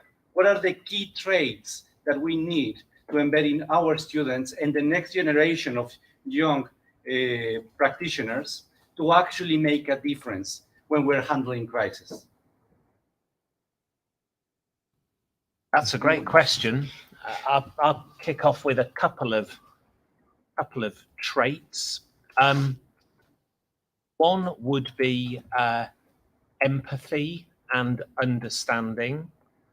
If I come at it, which is my heartland, from a business point of view, one of the flaws sometimes in crisis management is the organization looking at the situation from how it affects or damages it, rather than, and Gus Whitcomb talked about this morning, rather than what do we need to do in order to help the people who have been affected by our crisis. So I think empathy, and maybe with that comes a little bit of humility, is really, really important. Decision-making skills, so being able to stay cool and be able to make well-conceived decisions under pressure, and being willing, having the courage to take decisions under pressure. And one more before I steal everybody's answers. Communication. Communication is always critical in a crisis. It's not just about fixing the problem, it's about having the ability to communicate really effectively at the same time as you are fixing the problem. So communication is really important. Anyone else? Yeah, I'm happy to go. Yeah, I completely agree around communication. I think that's really important. But I think it also a real interest and enthusiasm for the topic as well, and wanting to be proactive. You know, all the projects that we work on at Trilateral are about how we enhance societal well-being. So it's wanting to contribute to that and be part of that, and asking questions and having enthusiasm for the topic. Thank you. Anyone else? Yeah, I think.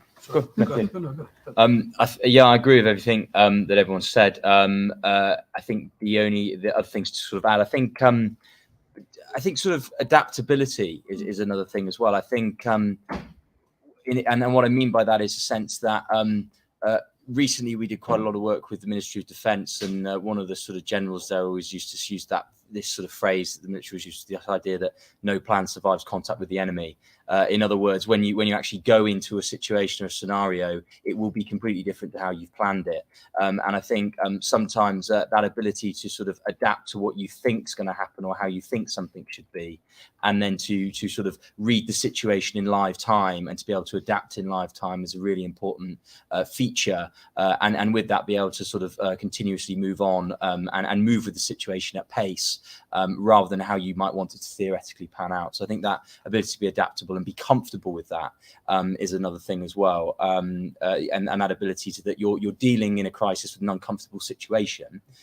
So to become comfortable with being uncomfortable is a really big part of that, I think. And that's what part of those traits are that you mentioned, I think. If I may draw from my humble experience, being an academic and then moving on to humanitarian field and working with in different countries, with different managers, etc.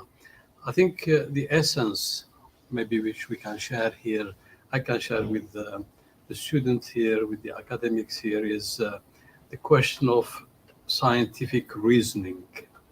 And that was an area which fascinated me right first year when I joined Aston University on the undergrad and then postgrad, and then research in understanding how people think, how people reason, how people come to decisions, what sort of questioning and problem-solving protocols they adopt, and to go into the field of humanitarian life and to see how the same processes are happening.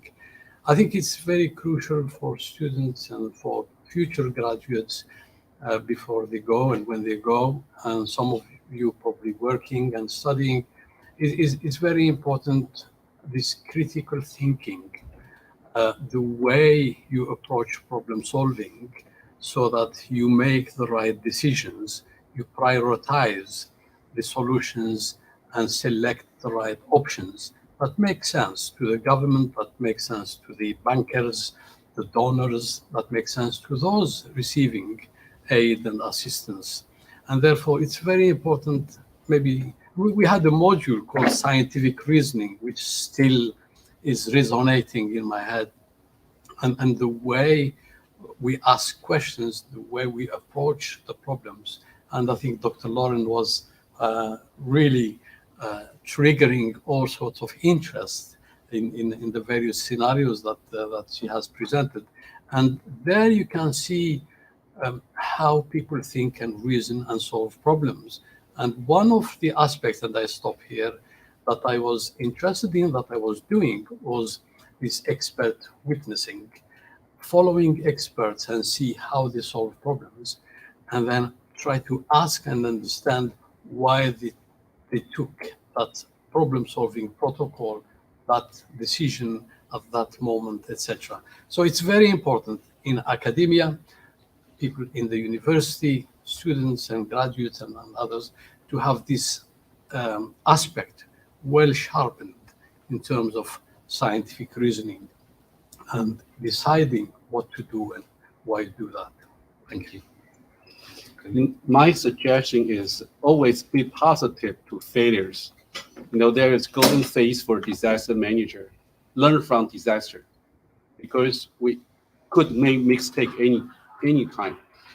Our experience, because Typhoon Molokai, we solved a lot of failures. So we start working on information intelligence. So after almost 12 years, we achieved something, but we do expect we'll meet some big challenge in the future. So for the disaster manager, we always keep in mind, we could make mistake, but when we had failure, we must be positive, find out the root cause leading to the failure, so we can correct it for the next time. So always remember, another very important thing, since Aston have students from many countries, so it's also a good occasion you can learn about the cultural differences. One day, when you go to international society, you have to understand the cultural differences. That cultural difference doesn't matter the disagreement. That means you have to understand why they make kind of decision. So open help to widen your vision. So be positive to failure and always open-minded to multicultural society. I think that's a two important factor to be the good disaster manager. Thank you so much. All right, so now we'll open the floor to any questions that anyone has. We have one here. I was just drawing upon your experiences. This is open to all of you. What are some of the key challenges you've faced in reaching consensus during a crisis situation? Okay, maybe I'll respond first, because we always face kind of challenge using the real case. Because first, there are several researchers, because behind the several researchers, they might propose different theory. Some result is contradictory to each other. So as the disaster manager, when we look at the differences, especially from academic research, we must find a middle way to accommodate them. For example, there are so many different predictions about the track of typhoon. How we make the accommodations to those different predictions. We use the easy way to explain. We call it uncertainties. So from the kind of theory, try to find the worst case in this case, and use that to inform disaster manager. For the worst case, how you prepare for the problem. For this case, we might suffer little. So very important thing, when you meet differences, you must understand the root cause leading to the disagreement. And very important part, how to find a balanced way to take input from two sides, because before the end of the disaster, we never know which one is correct. As the disaster manager, another very important factor is inclusive. You want to provide inclusive and comprehensive answers, so you must look something from both ends to have the good consensus. Anyone else? I think one of the things I would say is what you absolutely don't want is either end of the spectrum. What do I mean by that? What I mean is you absolutely don't want a charismatic, overconfident, egocentric leader who bulldozes all of the decisions and they decide everything and they don't listen to anyone. They just decide. Equally, though, in a crisis, what you don't want is a perfect democracy, particularly one in which far too much time is taken in consultation, discussion, and we come up with consensus, I think is the right word, but it can also result in no decision being made or a wishy-washy decision being made. So the best way of working I have found in a crisis is a very structured, purposeful way of running meetings where everybody's view is sought and listened to, but they must present it in 5 to 10 minutes, not in an hour and a half. Everybody's view is heard, and that includes the quietest person in the room, not just the one who's, the egomaniac or the person who is very confident. That very quiet person in the corner over there, they may have the key insight which unlocks it. So listen to everyone, but then ultimately the leader has to decide. And no decisions in a crisis, or very rarely are decisions in a crisis, easy or obvious. And you may not get to total consensus.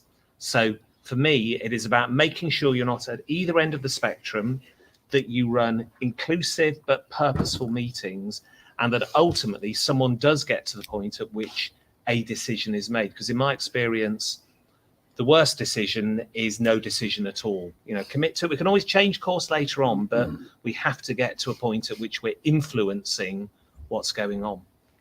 Thank you so much. Yeah, I mean, just as an external observer of how consensus was reached in a number of different countries from a project we worked in when Sue was here as well. I think something which needs to be taken into account are the values, whether the organizational values or the individual values of the different decision makers, and how that affects their perspective on the decision to be made. I mean, something which we found a lot was, who is the decision maker for an evacuation? Is it a civil servant, or is it an elected mayor who's coming up for re-election? So then he's thinking, well, what if I call an evacuation and then nothing happens? Or what if I don't call an evacuation and something happens? And they're sort of considering the political future, whilst maybe someone a more technical role, a civil servant, will have a different set of values, different set of priorities, if you want, when making those decisions. So they need to be taken into account, I think. I'm not saying one is better than the other, just that you need to be aware of those differences in values, both organizational and individual. I can just briefly add to that. What is critical is sticking to your organizational values in a crisis. If that guides your decision making, you won't go far wrong. I think in terms of the consensus thing, I think a really big thing is expectation management. I think there's a thing that usually the senior leadership have a vision of what they want to do or what they expect. And then there are people that actually need to deliver that. And the expectations of what can be done and what is feasible is usually very far removed from what is feasible and will be done. And often I think too early at the stage, there isn't the confidence to have that intervention and explain and manage expectations. And I think that painful conversation early about actually, this is the feasibility of what we think is possible here. So it's short-term pain for long-term gain, rather than sort of the yes, we can do that, or this is what we're aiming for, just leads to further disappointment down the line. Because in some sense, often I think, particularly in sort of political crises, they're often crises of perception, and the perception management and that expectation management is a really big thing. I also think sort of, and which relates to this, the point Pavel was talking about cultures, with organizations working with that difference of, say, senior leadership and delivery partners, what different people's priorities are, and bringing that to the front to understand why there are differences in expectations. So someone who is, say, in a very delivery operational role might simply have as their first priority public safety for something, whereas someone who is more on a looking at it from a more strategic or political level, they might have other priorities that are around things like media management and stuff as well, and so they're factoring other things in. So I think trying to make everybody aware of the coexisting perspectives and the different priorities is, I think, a really big thing. And then I think one final practical point on the point of consensus that does sometimes come into play is actually who's paying for stuff. So often, sometimes when there's delivery or implementation of things, there might be two organizations that are coming across with something, and one department might be fine with paying for it, we're doing it, but they're saying, hang on a minute, it's not coming out of our budget. So I think sometimes actually, because as I say, with crises, they're not always planned for within the existing finances. So getting that thing about that reassurance around the funding of response of different things can also be a thing that comes into play. Thank you so much. Another question? Yeah, please. Within an organization or business is faced with crisis, how important does upholding a customer value play a role, and how do you ensure that? Could you just expand on what you mean by upholding customer value? Like, a customer has certain expectations from an organization. So how do you keep up with that during a crisis? So I'll give you a very simplistic answer to that, which is that actually, from a business and an organizational point of view, I view successful crisis management very much like successful customer service. So if we go to a very basic example, if we have a bad experience at a restaurant, but the restaurant attends to it really well, they accept that, yes, there's been a problem, they're sorry for it, they put it right, they give you a free meal, they give you a free bottle of wine, you retain the trust and confidence of that customer. And in fact, that customer goes out and tells all their friends about how wonderful this restaurant was, because although the food was not good, do you know what? They responded brilliantly.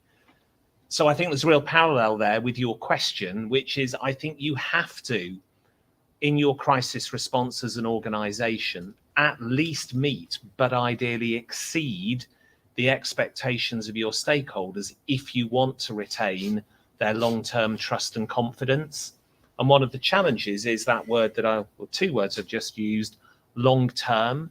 You will sometimes see organizations take pragmatic or expedient decisions which save them money in the short term, but which look really bad and create a really bad impression, which then results in long-term harm to their reputation and business. So sometimes you need to spend money or make difficult decisions which are costly in the short term in order to retain the trust and confidence of customers and other stakeholders. And that's, again, that is a big test for leaders when crisis comes. Do they take the long-term or the short-term view? Thank you. Yes, it's quite an interesting question regarding this customer value, but we need to have, again, the context. For the Red Cross, Red Crescent movement, it's very, very important that we stick to our humanitarian values. Whether we deal with donors who are supporting the action, the humanitarian action, or dealing with the beneficiaries, or at times dealing with the governments who are also supporting, monitoring, etc. And for the Red Cross, Red Crescent movement, it's very important that we have got these guiding principles, and they are called humanitarian principles or humanitarian values. And they are basically, for us, it's 7 principles, but essentially it's the first 4. The humanity, on what basis are we acting? Impartiality, that we are going there with total impartiality, that our aim is really to help, assist, and save those who are in need, the vulnerable, regardless of their color, their etc., etc. And the third thing is this neutrality. We are not siding with any side.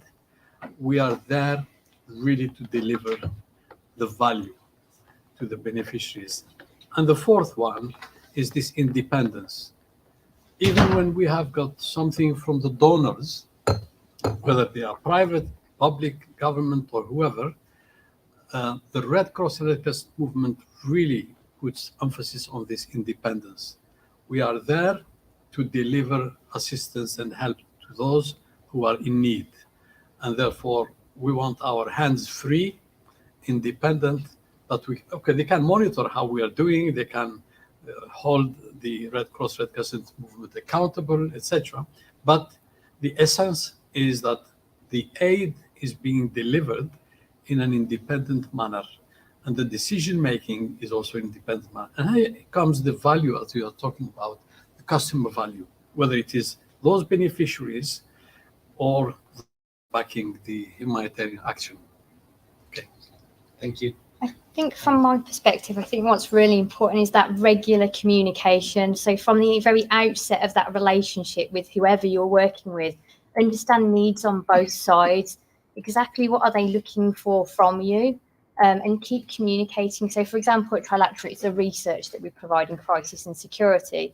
But, you know, having a weekly meeting with your client, for example, understanding sort of where you are with the service that you're providing, and keep having that communication so that, for example, if you're not able to meet a deadline, for example, you haven't got the number of survey responses that you need, you keep that client briefed and they're aware of the progress that you're making.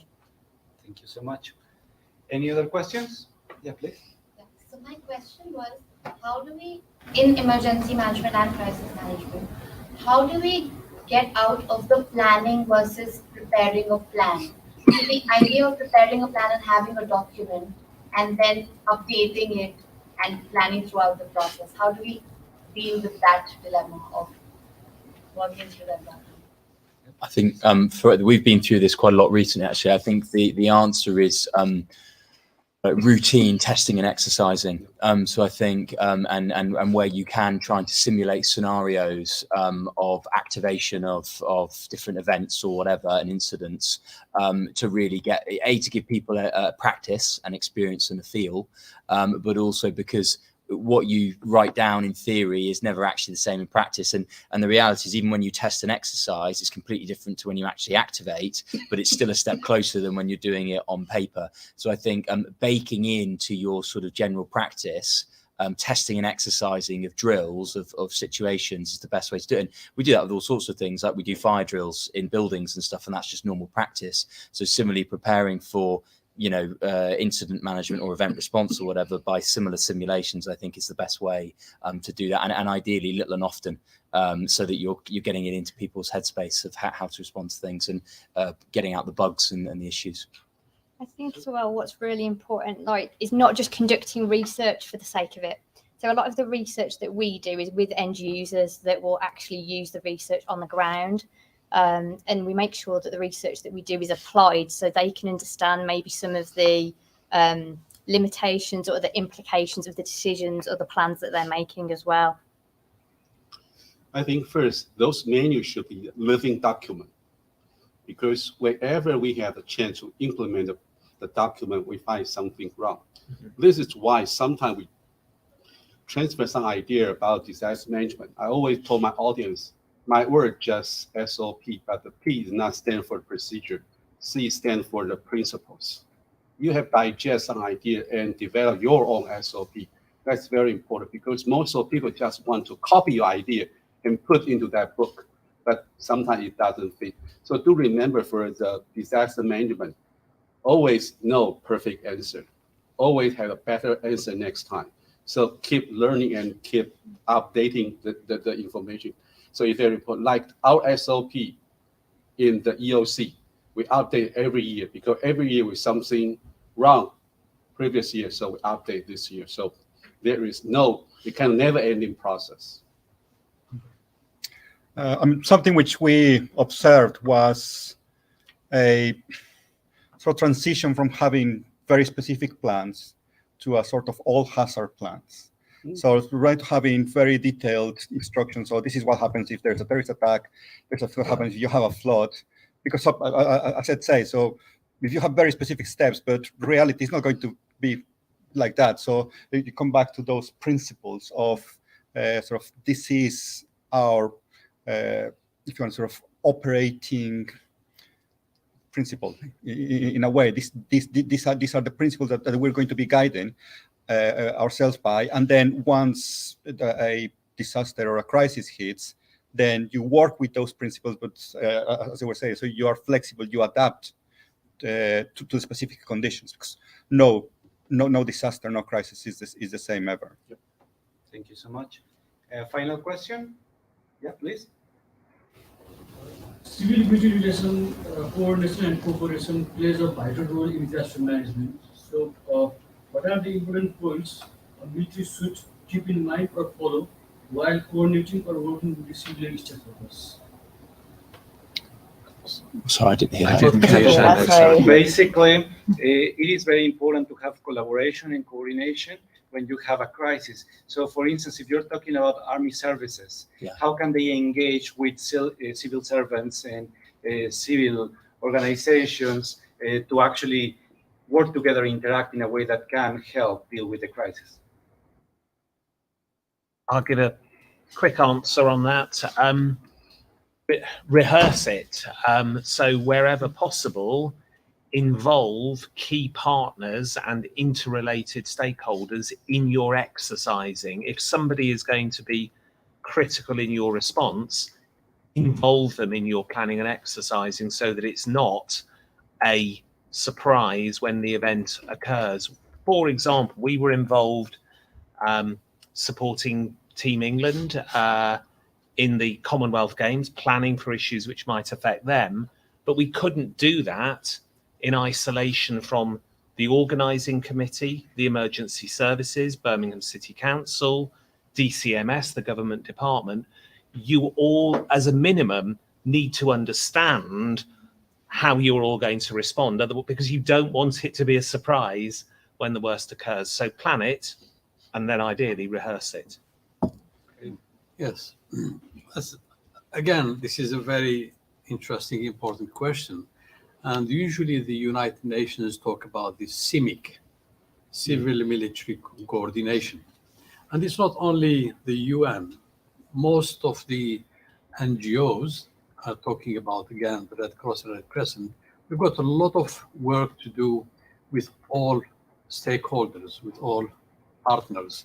And the military are very important, not only for the protection, although we don't believe in armed protection as Red Cross, Red Crescent movement, but the reality is you are operating on a territory where there is a government, where there is police, where there is military, etc.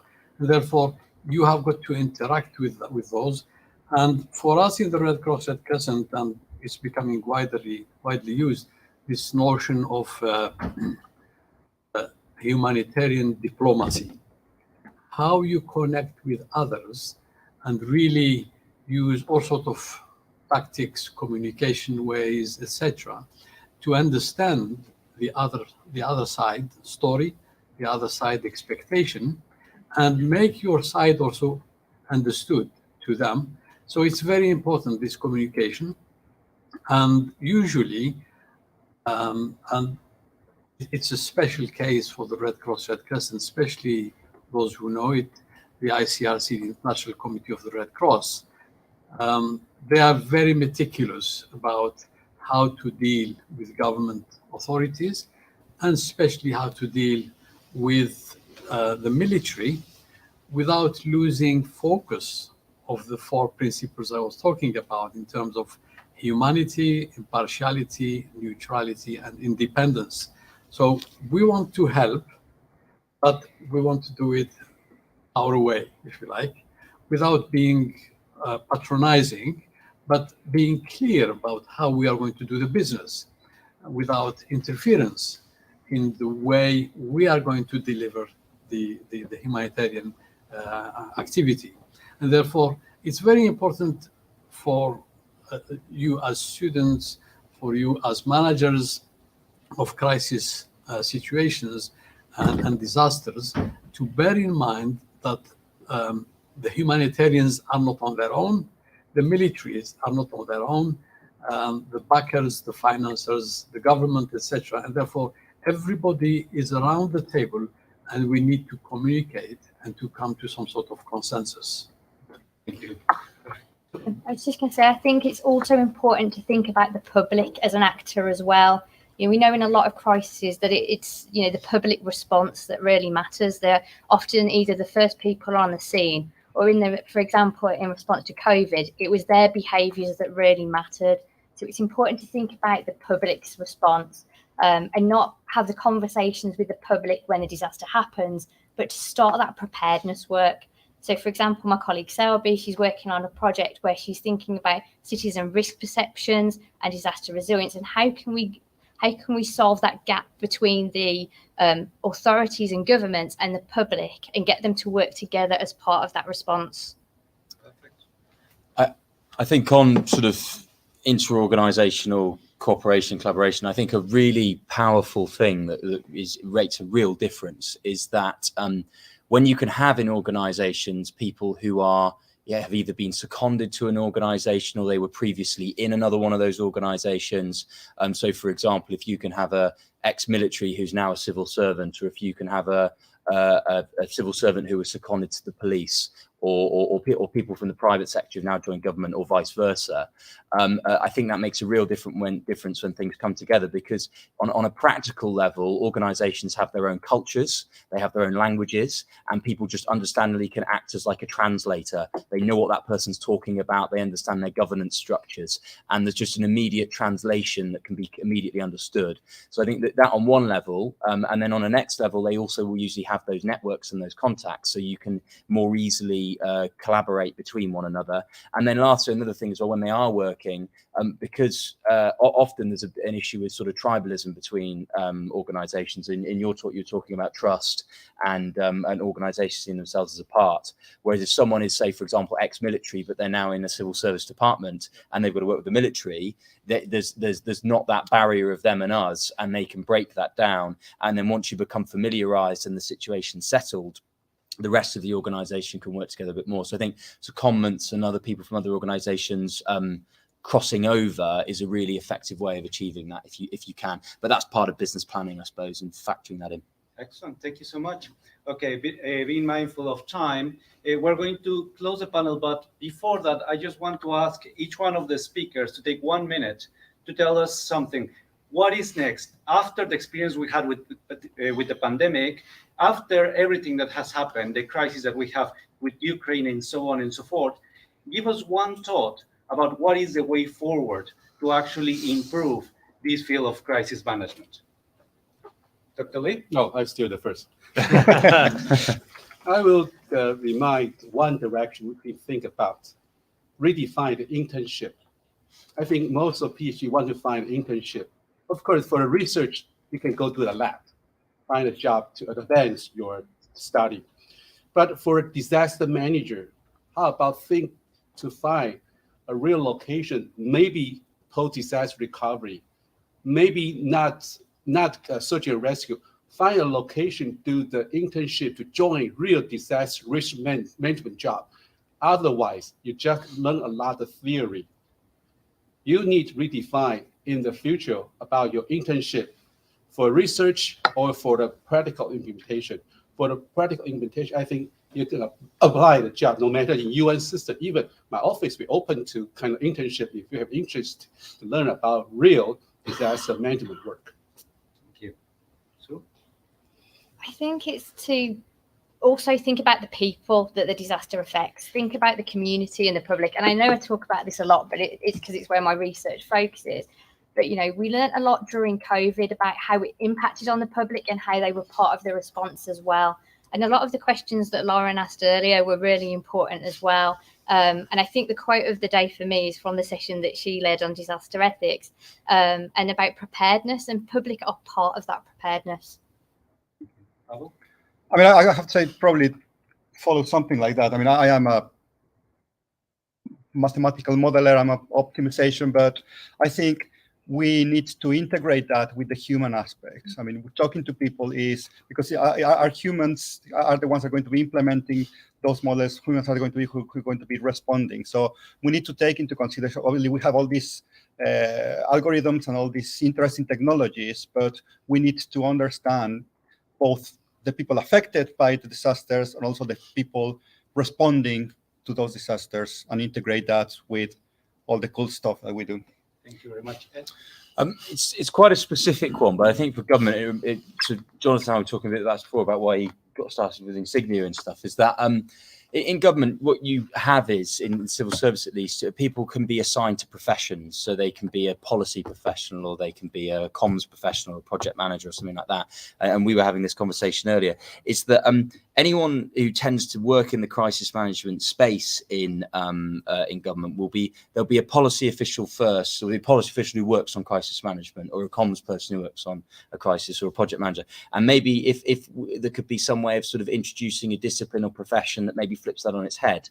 And I think sort of the work that you guys do here is a good example of this potentially in practice, but where someone sees himself first and foremost as a crisis manager, and they opt to use those skills of project management policy to serve that, rather than someone who has a BAU policy job that will occasionally be searched to support crises. So I think you, in some sense, if government can try to bring a professionalization in the terms of an actual discipline of crisis management, would be one thing that I would implement if we could. Brilliant. Thank you very much, Jonathan. You talked about almost the catalyst of the pandemic. So I'm cheating as usual. I've got two kind of related thoughts for the future that I hope we will take out of the pandemic. One is plan for the worst case scenario. Occasionally, and I'm talking about organizations with whom we've worked in the past, organizations only want to plan for kind of risks that they're comfortable with, which sounds like a strange phrase. You need to plan for the risks that you're uncomfortable with. If you plan for the worst case, then you can certainly deal with anything that's less than the worst case. And the second thing in terms of planning, training, and thinking is have a plan which is risk agnostic. In other words, a way of working that doesn't require the crisis to fit into very tight constraints that you have preordained within your plan. So plan for the worst case and be risk agnostic in your planning. Thank you. Karim? Yes. This is the future.